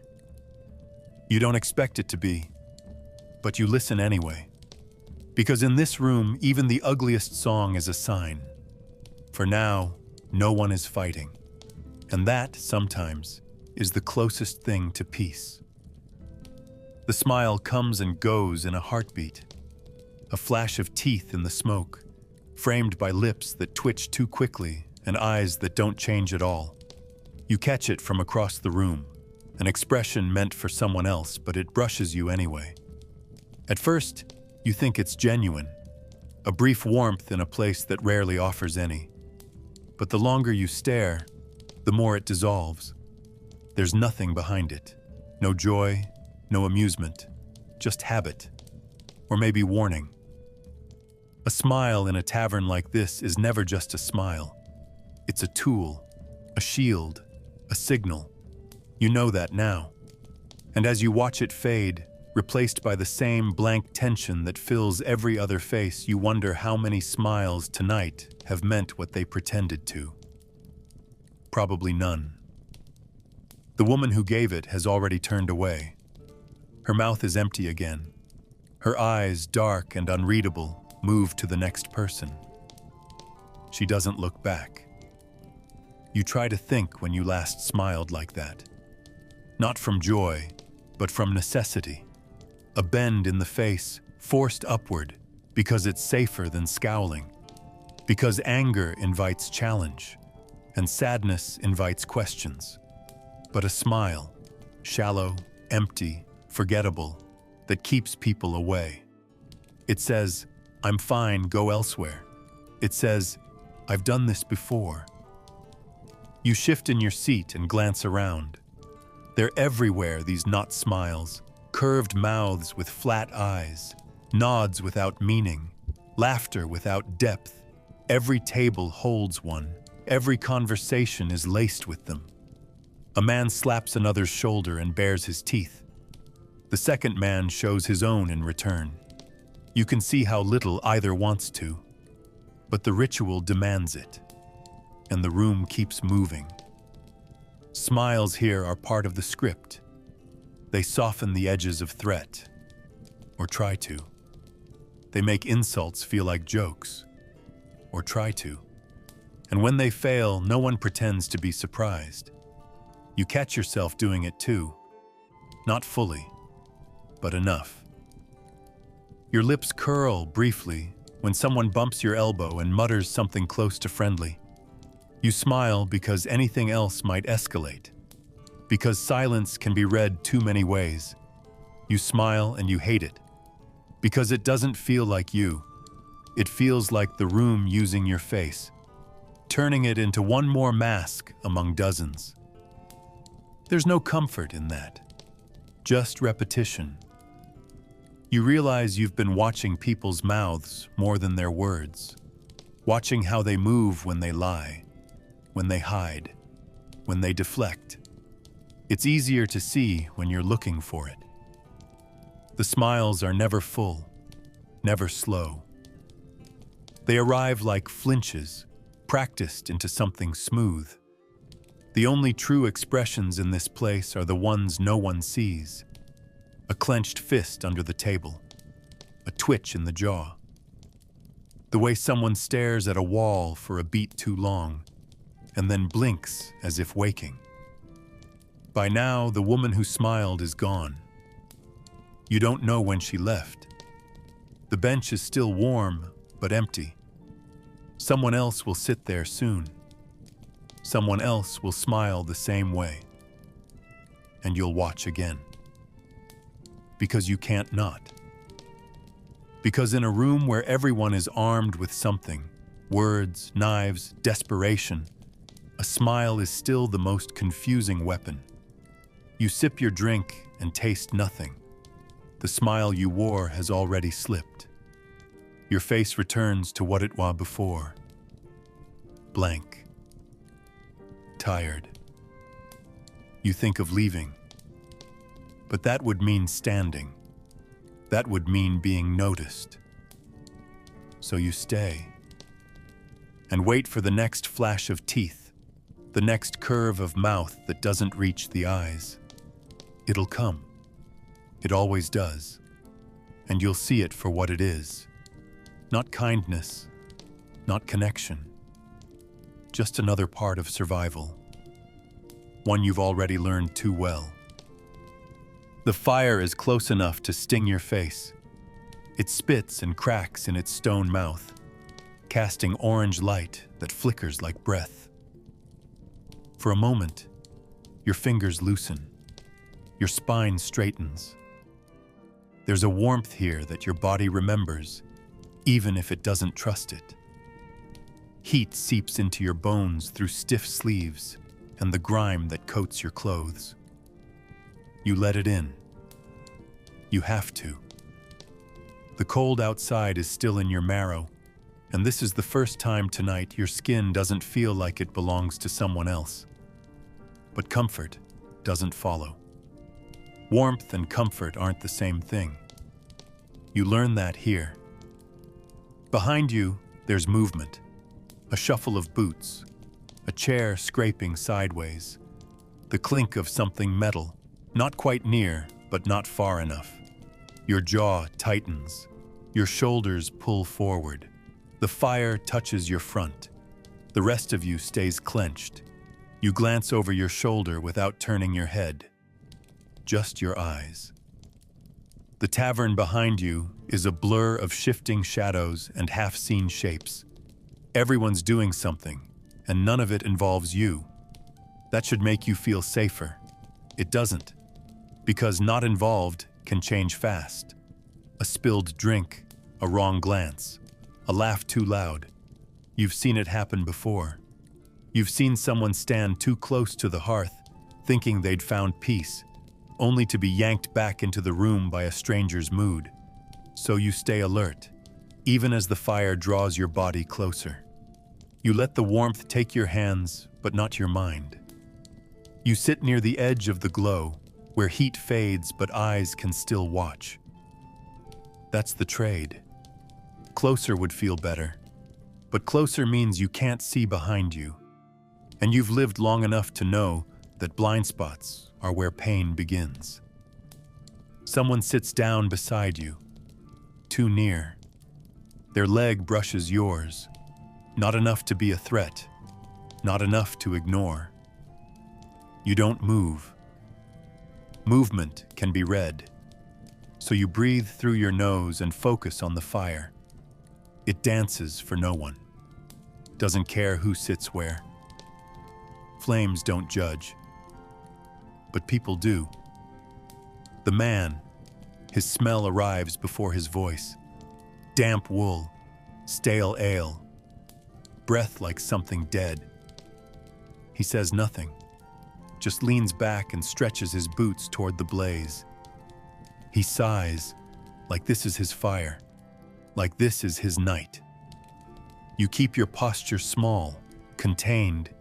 You don't claim space, you borrow it. That's how it works here.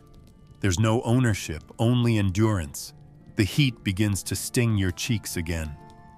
You don't lean away. Pain is better than exposure. Pain keeps you real. Eventually, he leaves. Or maybe someone else takes his attention. You don't look. You never look too directly at those who move too close. That's another rule. You let them pass through your space like wind. Let the warmth wrap back around you once they're gone. But still, your back feels hollow, uncovered. You imagine hands behind you even when there aren't any. Imagine gazes that haven't landed yet. The fire doesn't protect you from that. No heat can. It burns in front of you, steady and alive, but your skin doesn't forget the cold. Your body doesn't forget the room. You hold your palms toward the flame and feel them tingle, not with life, but with the echo of something worse. The warmth is real. The danger is realer. And both live here, side by side. So you stay where you are. You don't get greedy. You don't get soft. You take the heat, and keep your eyes open, because warmth means nothing if you can't see the hand that comes next. It starts with a laugh, sharp, too loud, not quite real. You hear it rise above the mumble of the room like a blade lifted from its sheath. Then comes the voice, slurred and heavy with ale, reaching across the table in words that sag under their own weight. A woman shifts in her seat. Not away, not toward. Just enough to remind everyone she's there. The man leans in farther, one elbow on the table, the other already searching for balance. His grin is all teeth. His words are slower now, thicker. The room quiets just a little, not enough to notice unless you're listening. And you are. You always are. Because this, like so many things here, is a game no one says they're playing. The rules are smoke, the prizes are pain, but still they play. Because that's what people do when they need to feel alive, or seen, or in control. The woman smiles back, barely. It's not warmth. It's not fear. It's something in between. Her eyes flick to the crowd, then back to him. Her hand wraps around her cup, not to drink, but to anchor herself. The man keeps talking. He says things you pretend not to hear. Things he pretends are clever. Around them, the tavern shifts. Not dramatically, just enough. Backs turn slightly. Shoulders tighten. No one intervenes. No one looks for too long. But no one looks away. That's the nature of it. The tension spreads like heat from a cracked hearth. Uneven, unpredictable, inevitable. You feel it press against your ribs. You feel it settle into your spine. This could go anywhere. That's the unspoken part. This moment might lead to laughter, to violence, to something slower and meaner. And the room, all of it, is ready to respond either way. Then she moves. Not much. Just enough to make a decision. Her palm lifts from the mug, travels a short, angry arc, and finds his cheek. The sound is flat, dry, precise. Not rage, not drama, just a line drawn. His face tilts sideways, not far, just enough. A breath passes, then another. The tavern exhales as one. Chairs creak, boots shift. Someone mutters something too low to catch. But no one laughs. Not yet. The man straightens. He doesn't smile now. His hands curl, not into fists, but into indecision. He says nothing. That's rare. Maybe he's learned. Maybe he's weighing the cost. Maybe the firelight has caught the edge of a blade somewhere nearby. Either way, he pulls back, leans away. The table breathes again. The woman drinks. He does not. For now, it's over. And the crowd, without a signal, resumes its noise, as if nothing happened, as if everything didn't.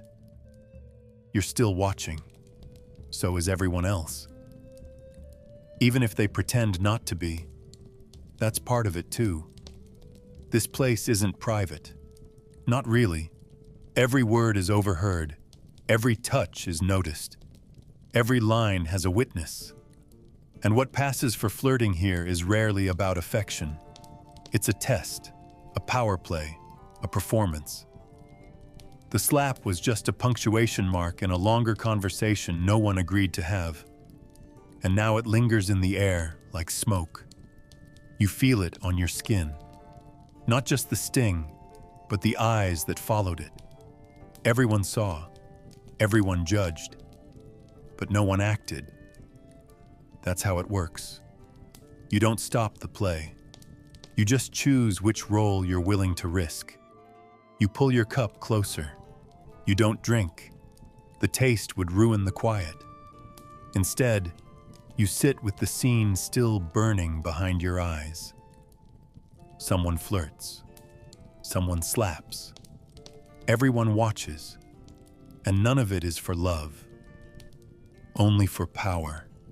Only for show. Only because something has to happen, or else the night might feel too still. The story begins without warning, as they always do. No preamble, no permission. Just a voice louder than the rest, slicing through the static of ale and smoke, dragging a sentence behind it like a net. You don't see the speaker at first, but the words carry.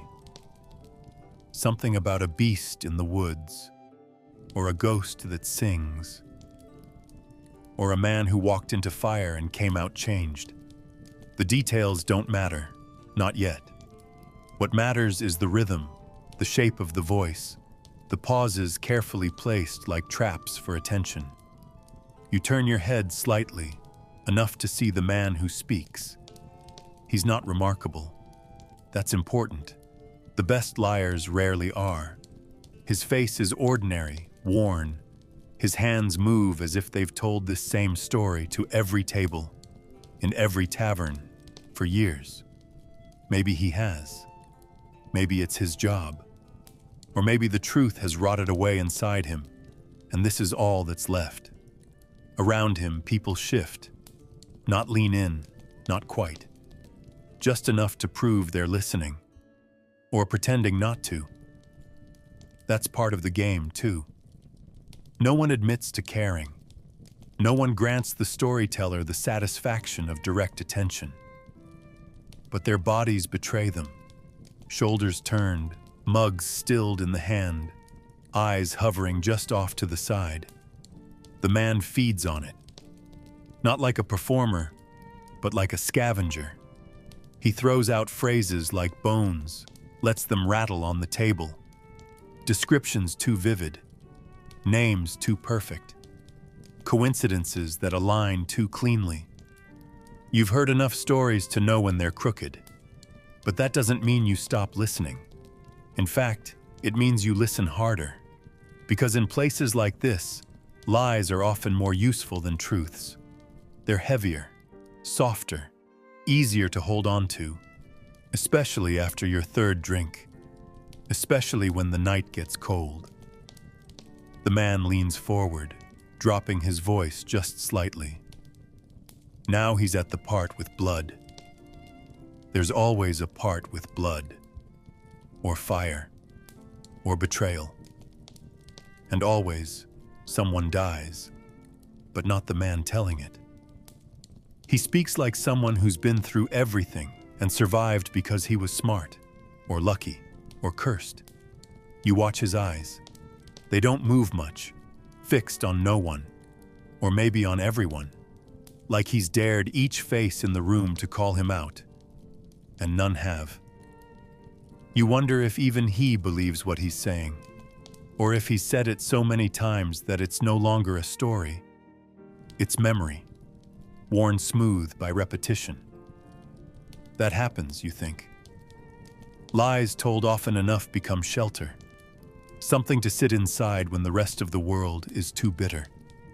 And if he's warm in that shelter, who are you to tear it down? Besides, you're warm too. Not in your bones, but somewhere else. The part of you that still wants to believe in impossible things. He finishes. Not with a bang, but with a shrug, as if the ending doesn't matter, as if the point was never the point. A few laugh, a few nod, the way people nod when they've heard something familiar dressed in new clothes. No one claps, no one questions. The room returns to itself. The man drinks, slowly, doesn't speak again. And just like that, the spell breaks. The lie, if it was a lie, dissolves into the smoke. But you hold on to it a little longer. You find yourself repeating pieces of it in your head, testing the shape of it, feeling for cracks. You know it wasn't true. You don't care. Truth would have tasted worse. This was better, sweeter, dirtier, more alive. And in this place, that's what matters. You sip from your mug and imagine the ghost he mentioned. The fire. The impossible luck. You imagine it all, because you can. Because tonight, everything's a little softer around the edges. And sometimes, believing the lie is easier than asking what really happened. The ceiling above you groans, as if the building is exhaling. A thick drop falls, not fast, not loud, but deliberate. It lands on the table beside your hand and spreads slowly, yellow-brown and slightly sour, as if it's been waiting too long to fall. You don't flinch. That would draw attention. Instead, you shift your mug to cover the stain, pretending it's not there. But you know better now. Everything here leaks. Everything here sags and stretches and bends with the weight of time. The beams overhead are blackened with age and soot, some of them bowed like tired shoulders. You can hear them creak when someone walks upstairs, the rhythm uneven, like a limp dragging through the timber. The walls don't stay where they belong. They lean inward slightly, enough to make the room feel smaller the longer you stay inside it. You begin to wonder if it was always this crooked, or if the tavern has simply grown drunk with the people inside it. Beneath your boots, the floor shifts, not dramatically, just a give, a shudder, a subtle dip that makes your balance question itself. You thought the unevenness was just age at first, but now you're not so sure. Sometimes the planks move when no one's stepping. Sometimes you hear a nail snap, a board twitch, even though nothing touches it. It's like the tavern breathes, and when it does, it forgets how to hold still. You brace your heel against the bench leg, grounding yourself, trying to stop your drink from rippling. It doesn't help. The mug shivers anyway. Across the room, someone swears under their breath as their chair rocks forward, the back leg catching on nothing. He doesn't fall, but he grabs the table with both hands, as if the room itself is trying to slide out from under him. Maybe it is, maybe the building was never built level, or maybe it was, and the years, the heat, the weight of every night like this one have shifted its bones beyond recognition. You imagine what it must look like from outside. A crooked box of noise and breath and flickering light, hunched against the cold like a beggar. The sign above the door swings on a rusted hook, always slightly off-center.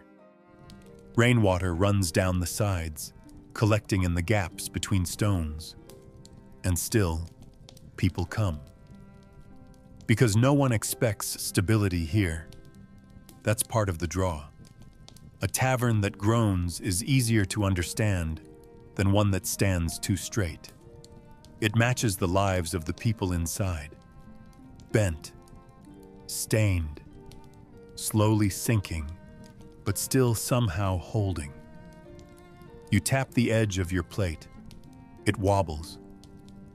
You look up again. A new drip is forming, fat and slow, ready to fall. The ceiling doesn't care where it lands. It never does. You stop watching it. You've learned that much. Watching doesn't stop the leak. Watching doesn't fix the boards.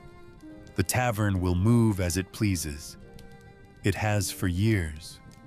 And so you learn to move with it. To lean when the floor tilts. To duck when the rafters shift. To keep your drink close and your balance closer. You stop expecting things to stay where you put them. You accept the idea that your world might list sideways at any moment. There's a kind of freedom in that. No false promises. No pretense of safety. Just wood and stone and soot. wrapped around you like a wet blanket. The ceiling drips, the floor shifts. And you, still here, still upright, learn how to sway with the rhythm of a place too old and too tired to pretend it's solid. That's what it means to stay. Not to be strong or clever or fast, just to endure, just to keep your center even when the building forgets its own. And tonight, like every night, the tavern forgets. But you remember, you brace, you balance, you endure. They dart past your table, bare feet slapping against the wood, thin arms flailing for balance, a flash of dirty linen and unbrushed hair, and vanish behind a curtain of smoke and laughter. No one flinches. No one stops the story they're telling. No one shouts a name. The child becomes part of the tavern's rhythm, a fleeting motion folded into the noise like a misplaced note in a song no one remembers how to sing properly. You watch the space they leave behind, still vibrating with the echo of their movement. Then the moment dissolves. A mug slams down. A joke is shouted. A boot kicks the table leg. The child is forgotten before they're even gone. They might return. They might not. It doesn't matter. In this place, children aren't guests. They're background, scenery, furniture with lungs and soft bones. You don't know if the child belongs to anyone here. Maybe the innkeeper. Maybe someone in the corner who stopped caring years ago. Maybe no one. It's hard to tell in a place like this, where ownership blurs and responsibility wears thin. The child reappears near the fire, crouching low with something in their hand. A crust, a scrap, a pebble. They don't speak. They don't ask. They simply exist.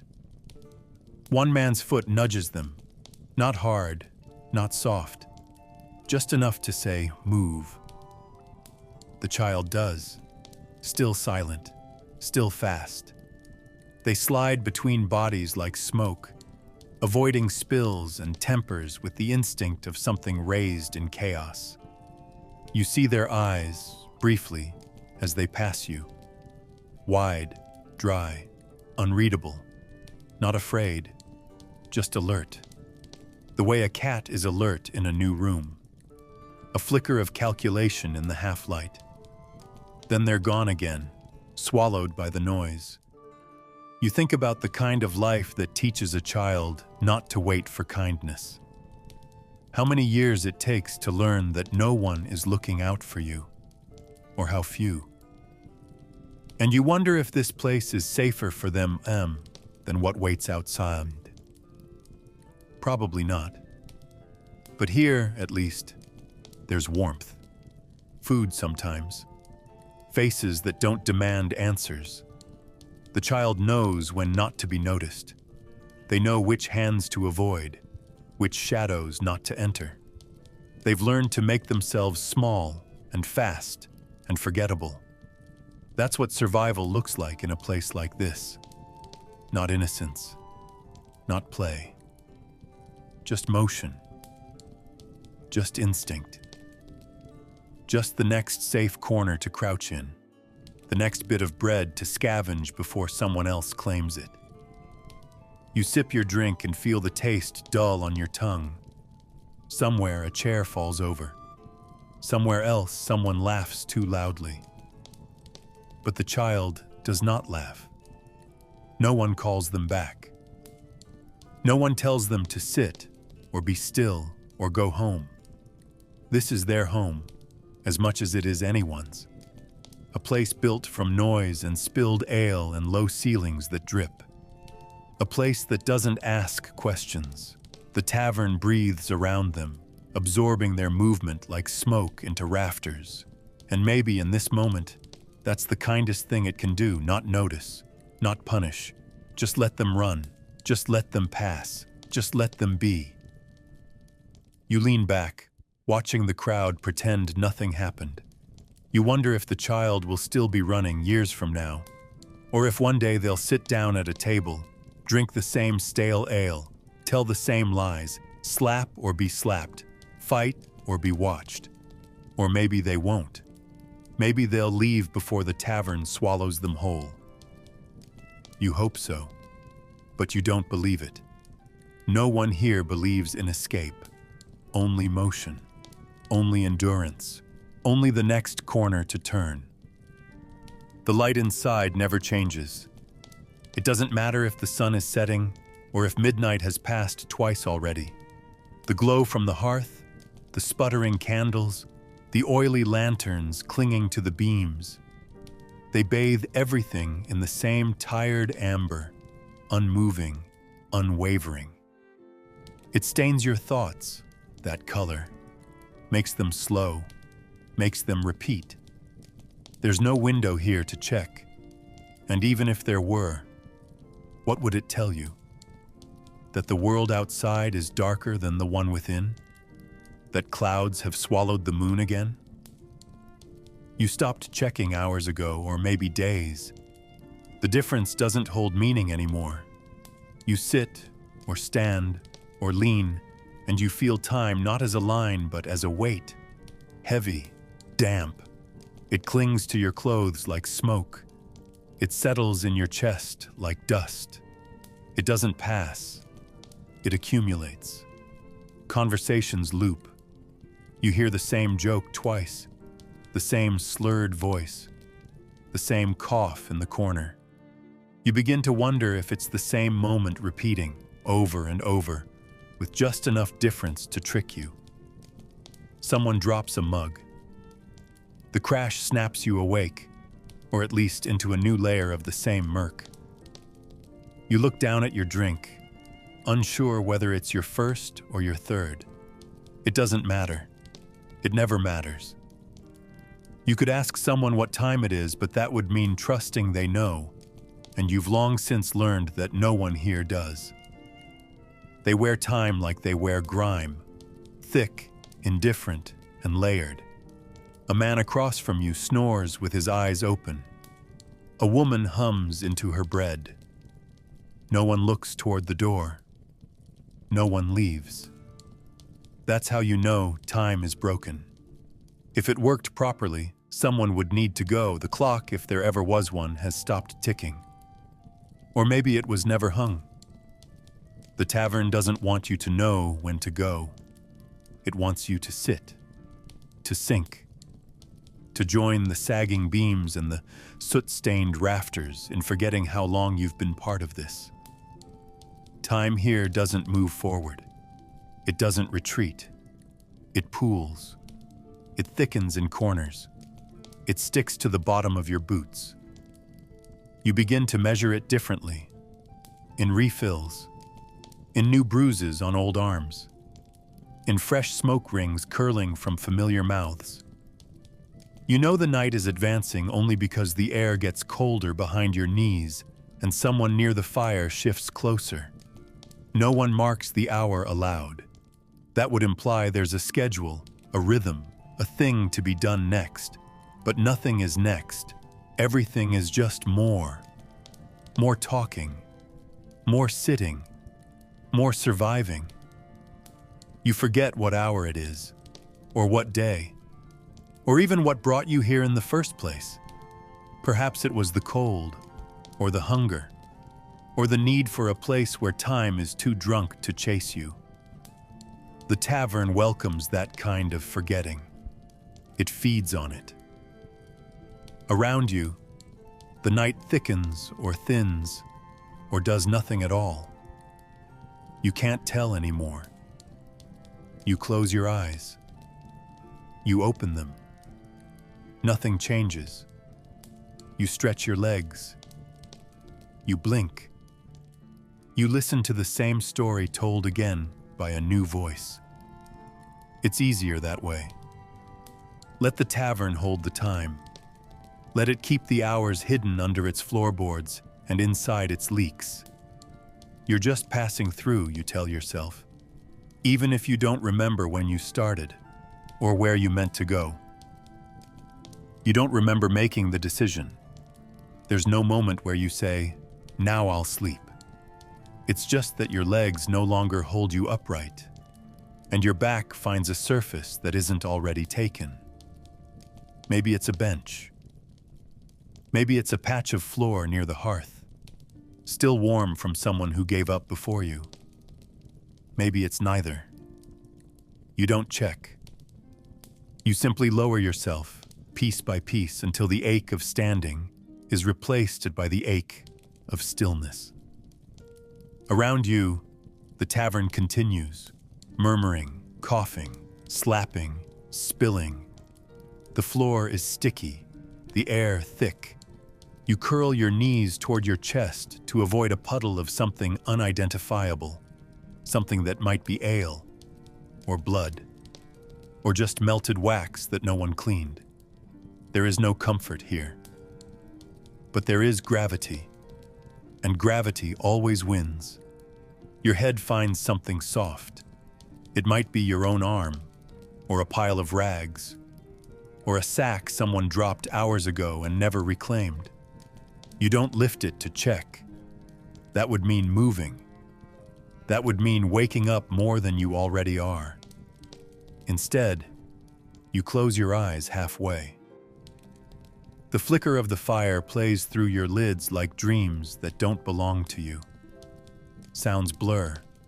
Someone is still laughing, hoarse, dry, at the edge of choking. Someone else groans in their sleep, or in pain. A stool is knocked over. You don't open your eyes. You don't ask who. None of it touches you now. You are part of the tavern, low to the ground, faintly breathing, faintly conscious, and waiting for something to end. Not the night, not the noise, just the tension in your spine, just the hum behind your eyes. Sleep doesn't come gently. It doesn't tuck you in or cradle you. It crushes you slowly, like a damp cloth pressed over your face. Your last thoughts are not coherent. They are scraps. A half-finished sentence someone said at the table. The color of someone's teeth. The weight of the mug you didn't finish. The smell of meat left too long by the hearth. You breathe in, and it catches on the back of your throat. You don't cough. You just let it settle. Somewhere near your shoulder, a flea bites. You slap without opening your eyes. The itch fades, or you stop noticing. That's the trick here. Not to fight what arrives. Just let it happen. Let the sleep take you like the drink did, like the noise did, like the warmth from the fire that never quite reached your feet. Let it press down. Let it win. There are no blankets, no goodbyes, no ceremony. Just the slow collapse of a body that's had enough. Around you, feet continue to move. Boots kick nearby. A mug is dropped too close. Liquid spreads, but no one steps over you. No one lifts you up. You are left to lie, like old wood, like spent firewood, like something that once moved and now does not. And maybe someone else will lie here tomorrow. Maybe you will. Again. You don't know. The tavern doesn't ask. It only receives. You don't remember falling asleep. Only that at some point, your thoughts stopped coming. Your limbs stopped twitching, and your breath stayed. Slow, quiet, present. For now. You don't know how long you've been down there. Minutes, hours. It all folds into the same stagnant hum. But then the weight comes, sudden, careless, unannounced. A boot lands on your ribs, not full force, but heavy enough to jar your breath. You grunt, that's all. No one notices. The person it belongs to doesn't stop, doesn't look down, doesn't apologize. They just keep walking. Maybe they didn't realize you were there, or maybe they did. It wouldn't matter. In this place, a body on the floor is just part of the landscape. A lump to be avoided or stepped over, usually the latter. You shift slightly, drawing your legs in, curling tighter to make room for boots that won't pause for you. The tavern isn't cruel, it's just crowded. And in crowds, softness is a luxury no one can afford. The floor vibrates with footsteps and falling mugs. People shuffle, lurch, drag themselves across splinters and spills. You're in the way. You know that. You're not meant to be comfortable. You're meant to be elsewhere. Seated, standing, talking, buying. Anything but lying here like a sack of forgotten grain. And yet here you are. And now your side aches. Not bruised, but reminded that you're still a thing that can be touched. That you're still interrupting someone's path. No one speaks your name. No one helps you up. That would imply care, connection. Instead, the space you occupy is a mistake to be corrected by pressure. And if you're lucky, they step lightly. If not, well, then you learn not to lie in the middle of things. But there are no edges in this place, only less walked over zones, until they aren't. You adjust again, shifting your arm under your ribs, pressing into the cold dampness that's seeped through your tunic. A chair scrapes past your head. Someone stumbles, catching themselves on a table. A hand brushes your shoulder, accidentally or otherwise, and you flinch. They don't flinch back. No eye contact. No reaction. Just motion.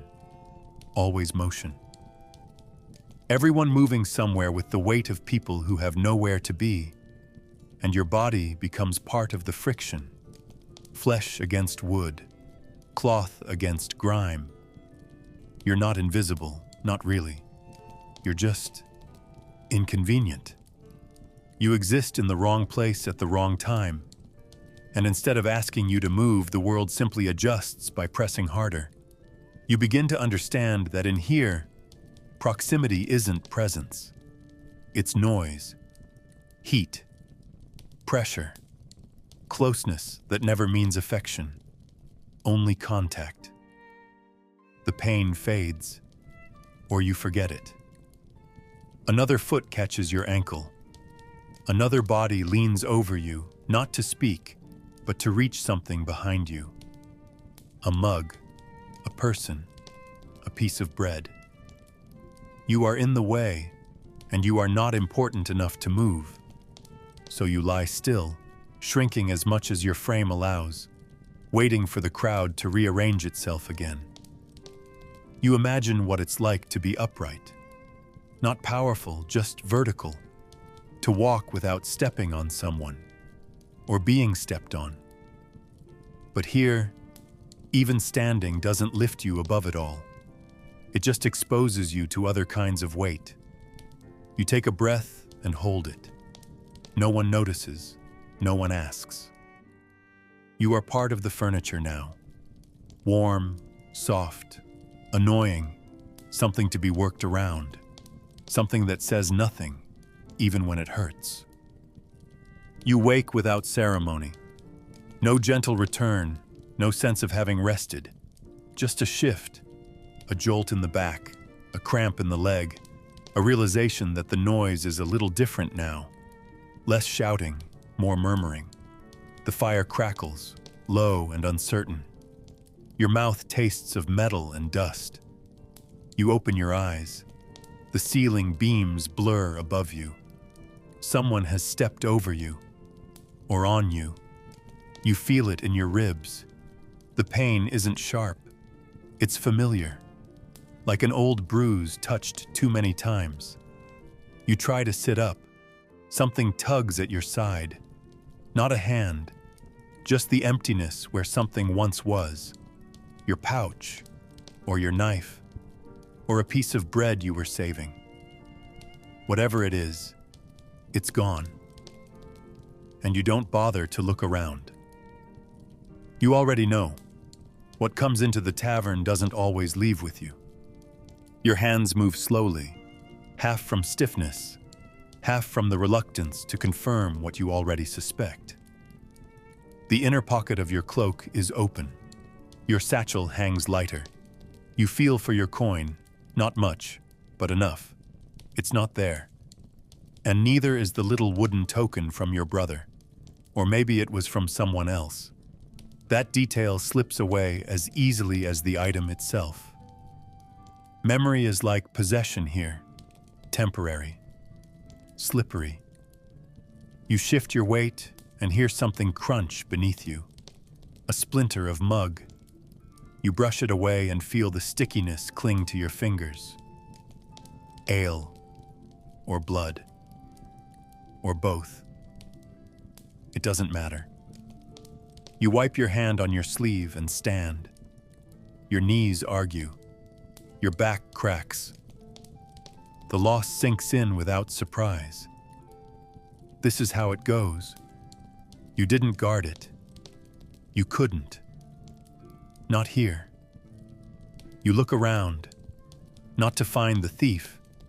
You wouldn't recognize them anyway, but to take stock of what's still yours.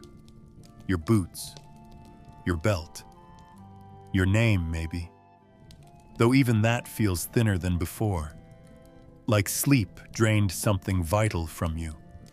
Not energy, not warmth, but identity. Like each hour you spent horizontal took a piece of who you thought you were. You try to remember what brought you in. Hunger? Cold? A need to disappear? It all sounds familiar. It all sounds like someone else's story. You blink slowly, feeling your eyes settle back into your skull. Around you, no one watches. No one cares. Loss here is a given. People lose things every hour. Money, time, dignity. They don't weep. They don't shout. They just move on, lighter in one way and heavier in others. You pat your chest once more, as if the missing items might reappear by habit. They don't. Of course they don't. Someone else has them now. Or perhaps no one does. Perhaps the tavern itself keeps a collection. A quiet pile in a corner behind the hearth. Buttons, knives, names, pieces of memory. You stretch your arms and something cracks in your shoulder. You take a step forward and feel the weight of what's left. Your clothes, your aches, your breath. You leave behind whatever was taken. You leave behind whatever you were before you slept. Because here, sleep doesn't restore. It strips. It thins you out. And when you wake, you are a little less. Not enough to notice at first, but enough that you'll carry the emptiness with you, tucked in the space where something used to be, something that mattered, or maybe didn't. Either way, it's gone. And now, so are you. You tell yourself you're leaving. You gather what's left, your belt, your coat, your slow, reluctant limbs, and make your way to the door. Or at least the direction you think the door once was. The smoke is thick now, the light weaker, the air neither day nor night. Someone nods at you as you pass, though you don't recognize them. Or maybe you do, it's hard to tell anymore. Faces blur, names dissolve, only the shapes remain. Your steps are heavy, not from sleep or drink, but from the sheer drag of being, of enduring. You pass a table. A hand reaches out. Not to stop you, not to greet you, just because it can. You step sideways and avoid it. Almost. You keep moving. The sounds around you shift again. A laugh behind you. a chair leg scraping forward. You're almost sure that was the same sound as earlier, or yesterday, or longer ago than that. You brush past someone and the wall, or maybe it's not the wall. Maybe it's just another person too large, too still. They don't move. You do. Your boots make a noise like wet cloth and dried beans. The floor has soaked in too much. You avoid a puddle, sidestep a body. You pause, just for a second. There, up ahead. Is that the threshold? The arch you ducked under before? Or is it another part of the same space folded differently now that you've changed? You take a breath. It doesn't help. The smells are no longer distinct. They're all one thing. One tavern-colored fog that follows you, coats you, becomes you. You touch your shoulder where someone stepped, or leaned, or pressed. The ache is still there. So are you.